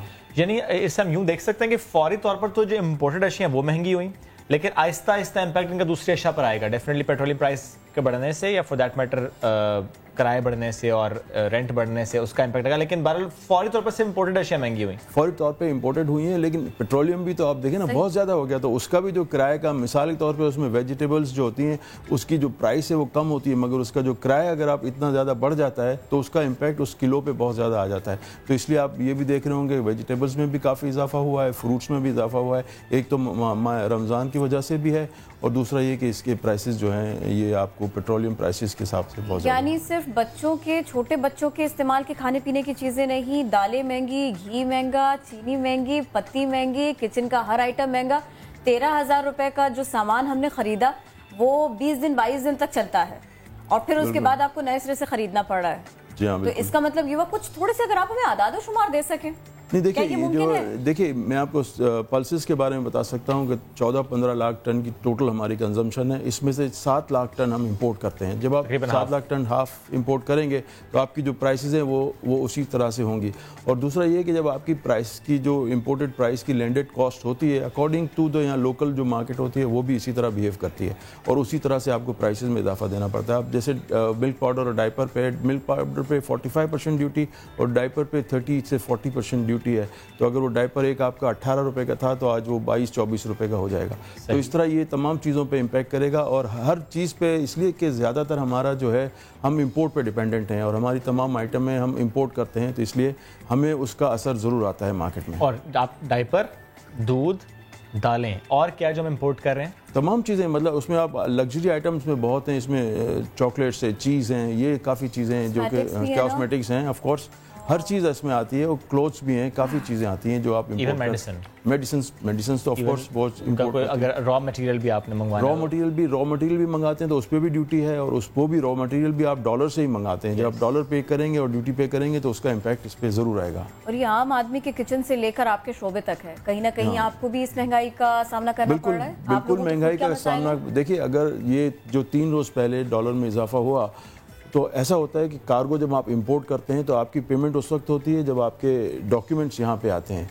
तो जब यहाँ आपके डॉक्यूमेंट्स आए, एक दिन आए जिन्होंने 41 रुपीज़ 50 पैसा में डॉक्यूमेंट रिटायर किए, दूसरे दिन जिसके डॉक्यूमेंट आए उसने 48 रुपीज़ में डॉक्यूमेंट रिटायर किए, तो स्ट्रेट अवे फ़र्क पड़ा, और वो 48 का आज 51 और 51.20 इस तरह के रेट हो गए। तो ये इजाफा होता ही जा रहा है, और जो जिसने 2 रोज़ पहले छुड़ा लिया उसको भी 4 रुपये का फ़ायदा है, आज उस और भी 4 रुपये इसमें इजाफा हो जाएगा। तो मार्केट अभी इस तरह रिएक्ट नहीं कर रही है फौरी, क्योंकि इतना फौरी असर नहीं आता, लेकिन ऑब्वियसली जो इंपोर्टर्स इंपोर्ट करेंगे वो किस तरह बेचेंगे जब तक उनकी कॉस्ट उसमें आएगी नहीं, तो उस तरह मार्केट में हमेशा इजाफा होता है और इस तरह फिर इजाफा हो जाएगा। अगर आप ग्राफ की मदद से हमें समझा सकें, पिछले 3-4 सालों से डॉलर की प्राइस तो हम देखते रहे, अप एंड डाउन तो नहीं, मैं कहूँगा अप एंड अप, कभी कभी डाउन होती है, बहुत कम डाउन होती है, लेकिन जो डायपर है या दूध है या जो चीज़ें हम इंपोर्ट कर रहे हैं उसकी प्राइस तो बढ़ती है, कभी ये तो नहीं हुआ कि कम भी हो। हालांकि डॉलर की प्राइस अगर 2 रुपये कम हो भी जाएगी तो इनकी प्राइस तो कम नहीं होती। देखिए, डॉलर की प्राइस 2 रुपये कम मैं समझता हूँ मुश्किल हुआ। एक दफ़ा जो पिछले 3-4 साल पहले एक दफ़ा इम्पैक्ट आया था डॉलर का, लेकिन इसके बाद आप रेगुलरली देख रहे हैं कि वो बढ़ रहा है। अभी भी जैसे मैं आपको अभी बताया कि अभी जैसे जिसने कल डॉक्यूमेंट रिटायर किए हैं वो अगर आज मार्केट में माल बेचने जा रहा है तो उस रेटों में नहीं बिक रहा, क्योंकि वो अभी उसका इम्पैक्ट आते आते आएगा, 8-15 दिन, महीना दिन लगता है। तो इसी तरह जब अगर $2 कम भी हो जाता है तो मार्केट उसमें कम नहीं होती, वो उसको टाइम लगता है और इन बिटवीन वो फिर दोबारा बढ़ जाता है। तो कम होने का अभी तक तो कोई सवाल नहीं है, क्योंकि आप देखें कितना रैपिडली इस दफा तो बढ़ा है। बहुत ज्यादा इसमें इजाफा है। मुझे ये बताएं कि हम तो ये भी देखते हैं जो बड़े बड़े सुपर स्टोर्स हैं वहां पे तो बल्क परचेजिंग होती है, पूरे महीने से भी शायद ज्यादा का सामान वो लोग ले आते हैं पहले से। तो अगर ऐसा होता है फिर डॉलर की प्राइस बढ़ने से फौरी तो फिर रमजान के महीने में तो प्राइस नहीं बढ़नी चाहिए फिर? नहीं, देखिए, रमजान के महीने में जो है ना, पिछले महीने से ही आप अगर देखें तो उसका इम्पैक्ट आना शुरू हुआ ग्रेजुअली। आप देखें लेकिन वो 35-40% तो नहीं फिर भी आना चाहिए, isn't it? हाँ, 35-40% तो मैं अभी यही अर्ज कर रहा हूँ आएगा, अभी आया नहीं है, अभी आएगा, ग्रेजुअली आएगा, क्योंकि एकदम से तो वो भी इम्पैक्ट इसका नहीं आता। और जब जो सुपर स्टोर्स वगैरह जो परचेजिंग करके रखते हैं वो आप देखें कि वो वैसे उनके रेट्स काफ़ी हाई होते हैं, और अभी वो उसको मेंटेन कर लेंगे, मैं समझता हूँ रमज़ान तक शायद मेंटेन कर लें, लेकिन रमज़ान के बाद उसमें भी इजाफा हो जाएगा। जितना मेंटेन हो सकता है वो तो करेंगे, लेकिन ऑब्वियसली जब आपकी कॉस्ट ही बढ़ जाएगी तो ऑटोमेटिक। जो आपने हमें अभी बताया कि 13,000 तक का ग्रोसरीज आ रही है मंथली किसी की, तो ये फरमाइएगा फिर ये रोज़ों के बाद में या बकरीद आने तक ये 13,000 किस कदर बढ़ जाएगा? देखिए, अभी तो ये अंदाज़ा जो मैंने आपको 13,000 बताया वो तो 30% के हिसाब से बताया, तो ऑल टुगेदर 30% जब ये पूरा इम्पैक्ट आएगा तो 13,000 हो जाएंगे। अभी समझ कुछ कम है, थोड़ा सा कम, या ग्रेजुअली वो 13,000 तक पहुंचेगा। अभी 12,000, 12,500, 13,000 इस तरह ये आपको ग्रेजुअली इम्पैक्ट आएगा, और तमाम चीज़ों पे एक साथ नहीं आता, किसी पे कम ज़्यादा इस तरह ये इम्पैक्ट आता रहता है। और ये भी हो सकता है कि अगर डॉलर की प्राइस थोड़ी सी बेहतर होगी, कंट्रोल हो गई, हाँ, तो उम्मीद कर सकते हैं। जी हाँ, बिल्कुल उम्मीद करें, और होना चाहिए, थोड़ी सी इन्हें मेहनत करनी चाहिए ताकि ये कि थोड़ा सा तो रिलीफ मिले लोगों को। और पेट्रोलियम प्राइसेस भी इतनी बढ़ाने की ज़रूरत नहीं थी जितनी बढ़ाई गई है, तो ये समझता हूँ मैं कि अगर थोड़ा सा आप बिल्कुल आम आदमी के दिल की बात कह रहे हैं। आम आदमी तो कहते हैं बिल्कुल नहीं बढ़ानी चाहिए थी। बिल्कुल ऑफ कोर्स नहीं बढ़ानी चाहिए, और ये इस दफ़ा जो प्राइसेस में इजाफा हुआ है वो इंटरनेशनल मार्केट में जो इजाफा था वो इतना नहीं था, जो यहाँ हमारे सेल्स टैक्स एकदम ज़्यादा बढ़ा दिया। Anyways, thank you so very much sir, साथ आप मौजूद थे और आप जिस तरह बता रहे हैं कि अभी तो इम्पैक्ट आया लेकिन और इम्पैक्ट भी आएगा डॉलर की प्राइस से मुतालिक, क्योंकि अगर 30-35% अगर रेट बढ़ेगा उसका इम्पैक्ट हर चीज़ पर आएगा, तो एक आम आदमी मुतासर होगा, खातून खाना मुतासर होगी, उसका حل تو ظاہر ہے ہم تو یہی کہیں گے کہ یار اگر ڈالر کی پرائس کچھ بہتر ہے, کنٹرول رہے تو چلو یہ امپیکٹ نہ آیا, بٹ اس کے علاوہ جو خود کر سکتے ہیں وہ یہ ہے کہ تھوڑا سا اعتدال کی طرف چلے جائیں, تھوڑی چیزیں کم استعمال کرنا شروع کر دیں. لیکن اس میں کیا بچوں کو آپ کا بجٹ کٹوتی ہوتی ہے جب آپ کی, تو پھر آپ کے پاس میں یہی حل رہ جاتا ہے کہ پھر آپ چیزیں اپنی کٹ ڈاؤن کرتے ہیں. لیکن کرن آپ دودھ, ڈائپر یا یہ ایسی چیزیں تو کٹ ڈاؤن نہیں کر سکتے, تو ریکوائرڈ ہے. مجبوری میں اور اعتدال میں فرق ہے, اور یہ ہمارے حکمرانوں کو سمجھنا چاہیے, ان کو اس طرح سے دیکھنا چاہیے. اوکے اوکے اوکے اوکے, ہم لوگ آگے بڑھ رہے ہیں, مزید خبریں دینے کی بات کر رہے ہیں. بہت اہم خبر ہے, افسوسناک خبر ہے, تشویشناک صورتحال ہے, ہم ذرا اس کی بات کر لیتے ہیں. راولپنڈی میں ایک واقعہ رپورٹ ہوا ہے. لڑکی سے مبینہ زیادتی کے الزام میں گرفتار 3 پولیس اہلکاروں سمیت 4 ملزمان کو مقامی عدالت میں اسی سلسلے میں پیش کیا گیا. جج نے 5 روزہ جسمانی ریمانڈ منظور کیا ہے. اسی سب پر آپ کو دکھاتے ہیں صداقت علی کی رپورٹ. خاندان کے تقدس کا خیال رکھا نہ اپنے محکمے کی عزت کا پاس. راولپنڈی میں تھانہ روات کے 3 اہلکاروں سمیت 4 ملزمان نے لڑکی کو مبینہ زیادتی کا نشانہ بنا ڈالا. پولیس نے گرفتار ملزمان راشد, نصیر, عظیم اور عامر کو جسمانی ریمانڈ کے لیے مقامی عدالت میں پیش کیا. پولیس کی عدالت سے ملزمان کے 10 روزہ جسمانی ریمانڈ کی استدعا. تفتیشی افسر نے بتایا کہ ملزمان کے ڈی این اے ٹیسٹ کے ساتھ ان سے رقم اور زیورات برآمدگی کی بھی تفتیش کرنی ہے. ڈیوٹی جج کرن نشاط نے 4 ملزمان کو 5 روز کے لیے پولیس کے حوالے کر دیا. متاثرہ لڑکی کے مطابق وہ 15 مئی کو اپنے دوست کے ساتھ نجی ہاؤسنگ سوسائٹی میں سحری کے لیے گئی تو پولیس اہلکار نصیر, راشد اور عظیم نے اسے گن پوائنٹ پر اپنی گاڑی میں لے جا کر اجتماعی زیادتی کا نشانہ بنایا. لڑکی نے ملزمان پر 30,000 روپے اور سونے کی انگوٹھی چھیننے کا بھی الزام لگایا ہے. لڑکی کی درخواست موصول ہونے پر تھانہ روات پولیس نے تینوں اہلکاروں کو معطل کر دیا تھا. اب ذرا آگے بڑھیں گے آج کے اہم موضوع, اور وہ ہے کس طرح سے آپ پیرنٹس کی رسپیکٹ کرنا سیکھتے ہیں. سکھاتے بھی پیرنٹس ہیں, کمپلین بھی پیرنٹس کرتے ہیں. تو کمپلین اب جب آپ کریں گے تو اس کا مطلب ہے کہ غلطی پیرنٹس کے اندر ہے. پھر نہیں, میں اس کو ایسا نہیں سمجھتی. میں بالکل ایسا نہیں سمجھتی, کیونکہ بھائی کتنے سال تک آپ پیرنٹس کے کہے پر عمل کرتے ہیں, اور کتنے سال تک آپ کا دماغ جو ہے نا وہ ایکٹیو نہیں ہوتا. تو اگر ایسا نہیں تھا تو آج ذرا ایکٹیو ہو کے بیٹھیے, کیونکہ یہ معاملہ ایسا ہے کہ جو ہم لوگوں کو ہمیشہ سیکھنا ہوگا اور اس کو امپلیمنٹ کرنا ہوگا. آپ نے سنا ہوگا بوڑھا بچہ برابر ہوتا ہے, بالکل ایسے ہوتا ہے. ہم بچے تھے تو ہمارے ماں باپ ہمارا خیال رکھتے تھے, اب وہ بوڑھے ہو رہے ہیں, ہمیں ان کا زیادہ خیال رکھنا پڑے گا. اس کو کہتے ہیں والدین کے ساتھ حسن سلوک, اور یہی آپ کو جنت تک لے کر جاتا ہے. عمر کے سارے ہی حصوں میں والدین کا احترام کرنا چاہیے, لیکن ان کی طرف توجہ اس وقت اور بھی زیادہ دینے کی ضرورت ہوتی ہے جب وہ بوڑھے ہو جاتے ہیں, کیونکہ وہ وقت ہے یہ کہ جب ہمیں یہ ثابت کرنا ہے کہ ہم نے ان سے کچھ اچھا سیکھا. ایگزیکٹلی, اور جس طرح سے انہوں نے پال پوس کر بڑا کیا, ہم تو بالکل اتار ہی نہیں سکتے. وہ احسان ہے ہم پر پیرنٹس کا. اسی پر اب آج ہم بات کریں گے. نائب صدر ہیں روحانی طلبہ جماعت صوبہ سندھ محمد راؤ فرحان طاہر صاحب. سر بہت شکریہ. سب سے پہلے میں جاننا چاہ رہا ہوں کہ والدین کا رتبہ سب سے عظیم ہے, تو بچوں کو کس طریقے سے ان کی خدمت کرنی چاہیے, کیا اس پر کہیں گے؟ وعلیکم السلام, بہت شکریہ. سب سے پہلے تو ہمیں یہ دیکھنا چاہیے کہ اگر قرآن و حدیث کے حوالے سے دیکھتے ہیں تو اللہ تبارک و تعالیٰ نے قرآن کریم فرقان حمید میں فرمایا ہے کہ اپنے ماں باپ کو اف تک نہ کہو. سب سے بڑی بات یہاں سے اف تک نہ کرو. اگر آپ نے ان سے کوئی کلام کرنا ہے یا ان سے کوئی گفتگو کرنی ہے تو اپنے لہجے میں مٹھاس پیدا ہو آپ کے, اور آپ کے جو بات کرنے کا انداز ہو وہ نرم لہجہ ہو. اور اگر ہم حدیث کو اٹھا کے دیکھتے ہیں, صحیح بخاری یا صحیح مسلم کو دیکھتے ہیں, تو اس میں جیسے کہ کریم صلی اللہ علیہ وسلم ایک بار ممبر رسول پر تشریف فرما ہو رہے تھے کہ جبرائیل امین آئے اور دعا کی کہ یہ تباہ برباد ہو جائے یا ہلاک ہو جائے وہ شخص جو اس کے ماں باپ کی خدمت کر کے وہ جنت نہ پائے. تو آپ علیہ الصلوۃ والسلام نے فرمایا آمین. تو اب رمضان کا بھی مہینہ ہے, اور یہی اس کے ساتھ رمضان کی بھی اسی پہ بات آئی کہ وہ جو شخص رمضان کا مہینہ پڑھا اپنی مغفرت نہ کروا پائے وہ بھی ہلاک ہو جائے. تو آپ علیہ الصلوۃ والسلام نے فرمایا آمین. اور تیسری میں اس میں فرمایا آپ کریم صلی اللہ علیہ وسلم نے تب بھی جب جبرائیل امین نے دعا کی کہ آپ علیہ الصلوۃ والسلام کا نام آئے اور جو شخص درود نہ پڑھے تو وہ بھی ہلاک ہو جائے. اب آپ دیکھیں کہ آمین کہنے والے نبیوں کے سردار اور دعا کرنے والے فرشتوں کے سردار, تو آپ بتائیں کیا وہ ہلاکت میں ہم لوگ اپنے آپ کو خود نہیں ڈال رہے؟ جس ماں نے ہمیں پیدا کیا, ہماری اس وقت بات سنی, ہماری جس وقت ہماری کوئی دنیا میں نہیں سن سکتا تھا, اس وقت اس نے ہمیں پہچانا, اس نے اس وقت ہمارے درد کو سمیٹا, اس نے ہمارے درد کو محسوس کیا, تو آج ہم اسی کو کہتے ہیں کہ اسی کے سامنے تیز آواز میں بات کرتے ہیں. صرف تیز آواز نہیں ہے, آپ کہہ رہے تھے نا اف نہ کرو, نہیں کرتے, واقعی اف نہیں کرتے. ٹی وی کی اسکرین اور موبائل کی اسکرین میں ایسے محو جی ہوتے ہیں. بالکل, آج کل ہم لوگ ان کو اگنور نہ کر دیتے ہیں. ہم لوگ مغربی لوگوں کی چیزوں کو اویئر کر کے کہ وہاں کے لوگ جس طرح کے اپنے آپ کو انڈیپینڈنٹ سمجھتے ہیں کہ ہم آزاد ہو جاتے ہیں ڈیپینڈنس کے لحاظ سے دیکھیں ہیں کہ وہ اپنے آپ کے وہ سمجھتے ہیں ہم 18 سال کے ہو گئے, اب نہ ہمیں ڈانٹ پڑے گی نہ ہمیں مار پڑے گی, اب سب کچھ جو بھی ہے وہ ہم ہیں, میں خود ہوں. جیسے کہ مثال دے رہا ہوں, وہ کیا کرتے ہیں اپنی عیاشی کی زندگی گزارتے ہیں. تو ہمارے یہاں کے نوجوان کیا سمجھتے ہیں کہ ہم بھی آزاد ہیں, ہم بڑے ہو گئے, ہمیں کھانا پینا آ گیا, ہمیں گھومنا پھرنا آ گیا, ہمیں آؤٹنگ آ گئی, تو ہم بڑے ہو گئے. بھئی یہ ہماری سوچ تھی, نہ چیز سوچ تھی. در حقیقت دیکھا جائے یہ ہمارے کو نقصان دینے والی سوچ ہے, کیونکہ ہم نے اگر اپنے ماں باپ کو کوئی چھوڑ دیا تو کل کو ہم بھی ماں باپ بنیں گے, میں بھی ایک باپ بنوں گا, تو میری اولاد کیا کرے گی میرے ساتھ. تو یہ چیز ہم کیوں نہیں امپلیمنٹ چیز کو سوچتے ہیں؟ جو ہم کریں گے وہی ہم کو جھیلنا پڑے گا آگے جا کر. یہ تو بڑی بنیادی بات ہے.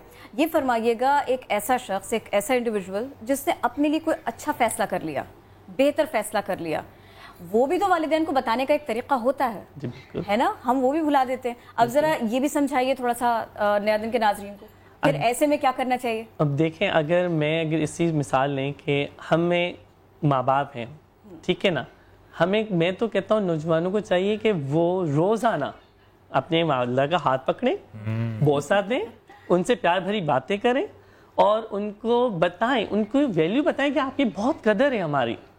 جس طرح اس وقت ہم بچے تھے اور ان کے لیے ہم ابھی تک مانیت رکھتے ہیں, ہم اپنی ویلیو رکھتے ہیں اپنے پیرنٹس کے لیے, کیونکہ ظاہر سی بات ہے وہ کہتے ہیں نا موت کے آغوش میں جب تھک کے سو جاتی ہے ماں, پھر کہیں جا کے تھوڑا سا سکون پاتی ہے, پر جاتے جاتے پھر بھی وہ آپ کو سلامتی کی دعا دے کے جاتی ہے. تو وہ سلامتی کی دعا دینے والی کو ہم اس کو بتائیں کہ وہ ہمارے لیے بھی کتنی بڑی اس کی زندگی رکھتی ہے. وہ ابھی بھی جس حال میں بھی ہے, اس نے ہمارے لیے اپنا سجنا سنورنا چھوڑ دیا آج کل. اگر دیکھا جائے وہ ہمارے کھانے پینے میں, ہمارے کالج لائف میں اگر ہم آ جاتے ہیں, پھر ہماری پڑھائی کی طرف وہ آنا جانا چھوڑ دیتی ہے, اپنے رشتہ داروں میں جانا چھوڑ دیتی ہے ہمارے پہ. تو اس کے لیے ہمیں ٹائم دینا چاہیے. تو میں تو کہوں گا کہ ہمیں چاہیے کہ انہیں ایک دن ہم اپنی کار میں بٹھائیں, انہیں گھمانے کے لے کے جائیں جو ان کی پسند کی جگہ ہے, ایگزیکٹلی ان کو آؤٹنگ کرائیں. اور not just one day year, نہیں صرف ہیپی مدرس ڈے پہ نہیں, روزانہ بابا کو بھی نہیں بھول جائے. نہیں ان کو بھی, کیونکہ باپ تو جنت کا دروازہ ہے نا, اور ماں کے پیروں تلے جنت ہے. تو ظاہر چاہتے جنت کی حقدار تبھی بنیں گے جب ماں کی خدمت کریں گے, اور داخل تب ہوں گے جب باپ کی خدمت کریں گے. اب ہم آ جاتے ہیں شعیب کے سوال پر, ان کے خیال پر. یہ کہنا چاہتے تھے, یہ مجھے بتا بھی رہے تھے کہ ایسے پیرنٹس کے جو اپنے ہی معاملات میں الجھے رہتے ہیں, وہ موبائل بھی ہو سکتا ہے, وہ ان کا کوئی اور کمیونیکیشن کسی کے ساتھ میں بات چیت ہو رہی ہے, دیگر معاملات بھی ہو سکتے ہیں, ان کی مصروفیات بہت زیادہ ہیں, بچوں کو ٹائم نہیں دے رہے, پھر وہ بچے سے تقاضا نہیں کر سکتے کہ تم نے وہ نہیں کیا جو ہم نہیں کر سکے. اس کے اوپر بھی تھوڑی سی روشنی. ہاں, اس کو اگر دیکھا جائے تو یہ اگر دیکھا جائے اس چیز کو, تو یہ وہ وقت آتا ہے کہ اگر بچے کی انیشلی ہم دیکھتے ہیں کہ وہ بچہ کب آزادی کے ماحول میں تھا اور کب آزاد نہیں تھا. یعنی جو سرکل ایریا ہے, یعنی مڈل کلاس تک لے لیں, آج کل میرے خیال میں بچے جو باہر ٹیوشنس لینے جا رہے ہیں وہ 7-8 کے بعد ہی جا رہے ہیں. تو جو بچہ ہے, اب دیکھیں بچہ آیا, صبح اٹھا, اسکول بھیجا ماں نے, پھر اس کے بعد آیا مدرسے, اس نے قرآن شریف پڑھا, پھر اس کے بعد شام میں ٹیوشن پڑھ رہا ہے. تو اس کے بعد وہ کھانا کھایا, سو گیا, تھکا آ رہا تھا, یا کھیلا کودا سک. اب ماں اس کو پوچھنے کا ٹائم نہیں تھا, باپ آئے, وہ بیچارے والد صاحب آئے, وہ آفس سے, انہوں نے نہیں پوچھا. اب بچے کو پتہ چلا میں نے صرف صبح اسکول جانا ہے, گھر آنا ہے, مدرسے جانا ہے, ٹیوشن جانا ہے, اور اس کی سب کچھ وہی ہیں. اب ویلیو کہاں ختم ہو گئی, اس کو پتا چل گیا کہ میری ویلیو صرف یہی لوگ ہیں, اس لیے اس کی ایسوسیشن بڑھتی گئی اسکول سے, اور جو اس کی ایکٹیویٹیز تھیں. ایسا اس میں تھوڑا سا یہ بھی آپ سے پوچھنا چاہ رہا تھا, ایگزامپل سیٹ پیرنٹس خود بھی تو کر سکتے ہیں. فار ایگزامپل وہ کس طریقے سے بچے کے نانا نانی اور دادا دادی کے ساتھ برتاؤ کرتے ہیں, ان کا خیال کس طریقے سے رکھتے ہیں, وہ اچھا خیال رکھیں گے, بچہ بھی یہی سیکھے گا. ایسا ہی ہے, بالکل ایسا ہی ہے. اس کی مثال یہ لے لیں, ایز اے ٹیچر میں خود, میں نے ایک بچے کو ایک بات کہی کہ آپ اپنی والدہ کے پیر دباتے ہیں, تو انہیں کہا نہیں, ابو کے دباتے ہیں, ان سے ڈر لگتا ہے. میرے ابو کیونکہ اس میں ہیں, پولیس میں ہیں, تو میں کہا اچھا ابو کا ڈر ہے, والدہ کا نہیں ہے, وہ تو اتنا کام کرتی ہیں آپ کے لیے. تو انہوں نے کہا کہ اچھا ٹھیک ہے سر, آپ کہتے ہیں تو میں آج لگے پیر دباؤں گا. تو میں نے کہا پیر دباتے دباتے ان کے پیر پہ بوسہ دے دینا. تو بوسہ دینے کے بعد جو راحت, جو چیز ملے گی, وہ مجھے بتانا کہ کل کیا محسوس ہوا. پر دل میں یہ ہو کہ مجھے کوئی حقیر نہیں سمجھے, اور میں یہ چیز کر رہا ہوں, کوئی مجھے کیا کہے گا کہ میں ماما کے پیر کو بوسہ دے رہا ہوں, پیر صاف یا نہیں صاف, یہ نہیں دیکھنا, بس بوسہ دے دینا. تو بلیو کریں, اگلے دن وہ آیا اور آ کے رونے لگا اور حق کیا اس نے مجھے کہ سر ریئلی مجھے بہت مزہ آیا. اس طرح لگا میں نے کسی ٹھنڈی سی چیز کو ہے نا بوسہ دیا ہے اور مجھے بہت مزہ آیا. تو میں نے کہا وہ ٹھنڈی چیز پتہ ہے کیا ہے, وہ اس کو جنت کو تم اپنے پا رہے ہو. تو روز یہ چیز امی کے ساتھ کرو, کیونکہ ہم اگر جب تک اپنے آپ کو اپنے پیرنٹس کے ساتھ اچھا برتاؤ نہیں کریں گے اور جس طرح وہ ہمارے پیرنٹس اپنے پیرنٹس کے ساتھ کرتے ہیں تو اسی طرح ہماری اولاد بھی ہمارے ساتھ اس طرح کرے گی. کیونکہ آج کل ماحول جو ہم لوگ وہی والی بات یہاں پر آ جاتی ہے, اگر مغربی لوگ اپنے پیرنٹس کو اولڈ ہاؤس میں دیتے ہیں, یتیم خانے جو بچے ہیں ان کے تو ماں باپ نہیں ہیں, اب ان سے پوچھو کہ ماں باپ کیا ایسی چیز ہے. اب جو ماں باپ ہیں اولڈ ہاؤس میں رہ رہے ہیں, اب ان کے پاس جاتے ہیں, ان کو پیسے دیے باہر سے آ گئے, ملے بھی نہیں, تو اب وہی چیز آپ کے پاس تو آئے گی, جیسی کرنی ویسی بھرنی تو ہوگی. پر اب اس کا لمحہ کیا ہے, لمحہ فکرہ یہ ہے کہ یہ چیز ہم سے نہ ہو تو اس کے لیے ابھی سے ہمیں تیار ہونا چاہیے. ابھی سے ہمیں اپنی قدر بچے کو دینی چاہیے اور بچے کو بتانی چاہیے اگر یہ گلاس ہے, یہ اگر آپ سے ٹوٹ گیا تو یہ نہیں کہ میں اس وقت اس کو جھانڈ ڈپٹنا شروع ہو جاؤں, اس کو چھوڑ دوں. اس وقت اس کے بعد اس کو بتاؤں کہ یہ گلاس کی ایک قدر ہے جس طرح تمہاری اور میری ایک قدر ہے, تو یہ کسی قیمت کا آیا ہے. تو اس کو توڑنے کے چاہے کوئی رشتہ دار بھی کل کو تمہارا گھر پر آئے تو اس کے سامنے بھی آپ کا وے آف ٹاکنگ ایسا ہونا چاہیے تاکہ آپ لگے کہ آپ با کردار انسان ہیں. تو اس چیز کو سوچنا چاہیے اور اس طرح کی تھنکنگ ہونی چاہیے. وے آف ٹاکنگ اگر سکھا دیا تو بہت کچھ حل ہو جائے گا, سب کچھ ہی حل ہو جائے گا. طوفان آتا ہے نا پھر وہ بھی نہیں آئے گا, وہ بھی نہیں آئے گا. ایگزیکٹلی یہ بڑا ضروری ہے, سب سے ضروری آج کل اینیویز یہی ہے. تھینک یو راؤ فرحان صاحب, ساتھ آپ موجود تھے اور بہت کچھ سیکھا, اور واقعی یہ سیکھنے کا عمل جاری رہنا چاہیے اور کہیں سے تو سیکھنا ہے اور کبھی تو سیکھنا ہے, اپنے اپنے لیول پر سیکھنا ہے. اینیویز ہمیں کوئکلی ایک بریک کی طرف جانا ہے اور بریک سے واپس آئیں گے تو ذرا بات کریں گے فروٹ جوسز کے حوالے سے, اور ایک بڑی عجیب سی خبر ہے, شیئر کریں گے بعد میں.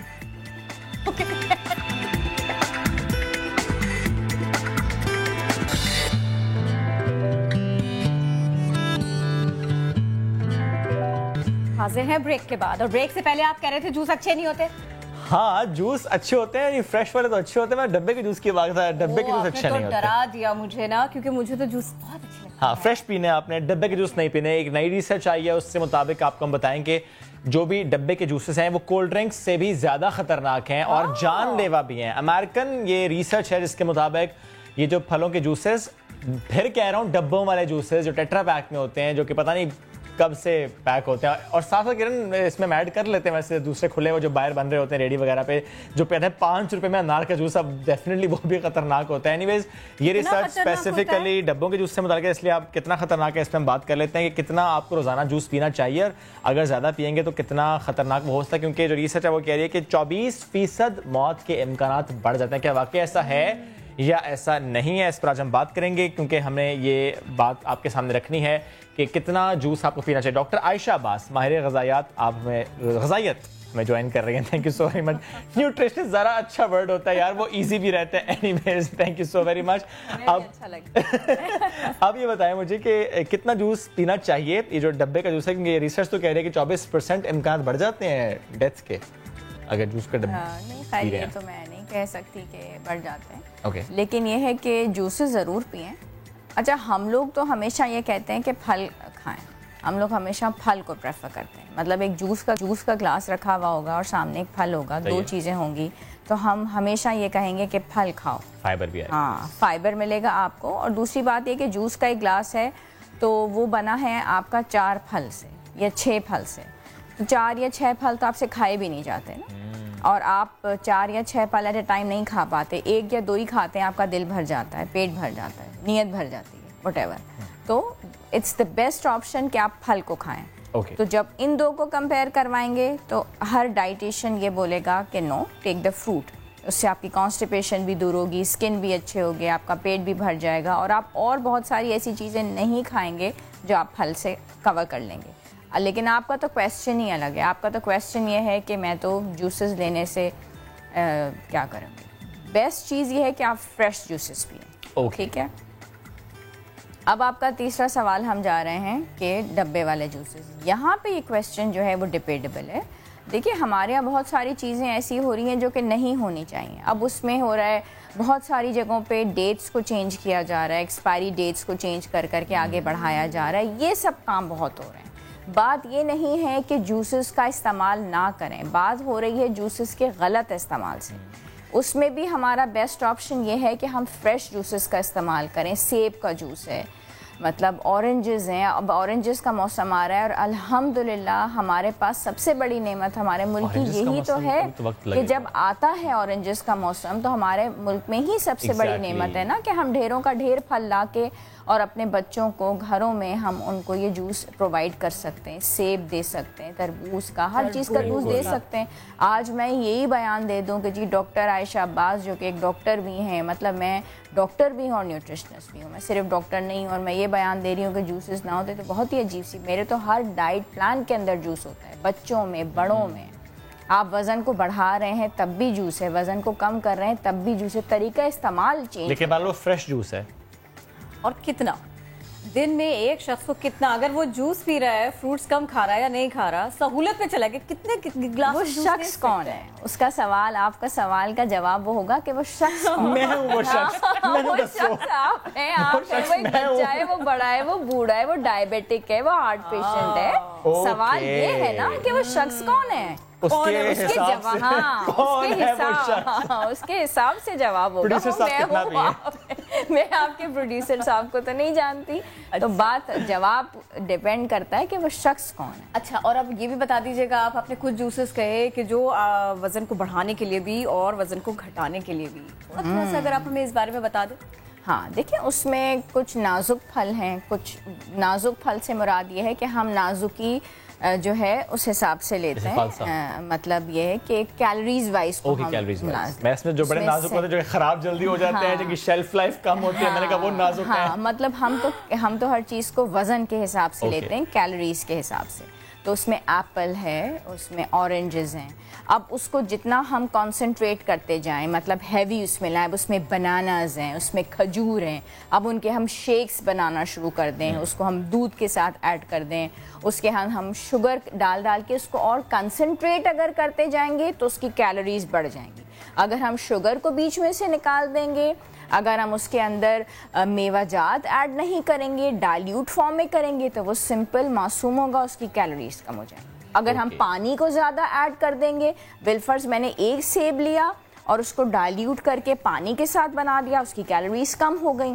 اگر اسی کے اندر میں نے اور پھل ایڈ کر دیے, پانی بھی کم کر دیا, تو وہ کانسنٹریٹڈ ہو گیا, تو اس کی کیلوریز بڑھ گئی. تو اس طرح ہم چیزوں کو لے کے. اوکے, لاسٹلی بس مجھے اتنا سا بتا دیں, ایک 20-22 سال کا نوجوان صحت مند ہے, لیکن جس طرح آپ نے کہا نا کہ دو سیب سے اوپر ہم نہیں کھا سکتے, اب وہ اگر فروٹس نہیں کھا رہا, جسٹ فریش جوس پی رہا ہے, تو زیادہ جوس پینا نقصان دہ ہے؟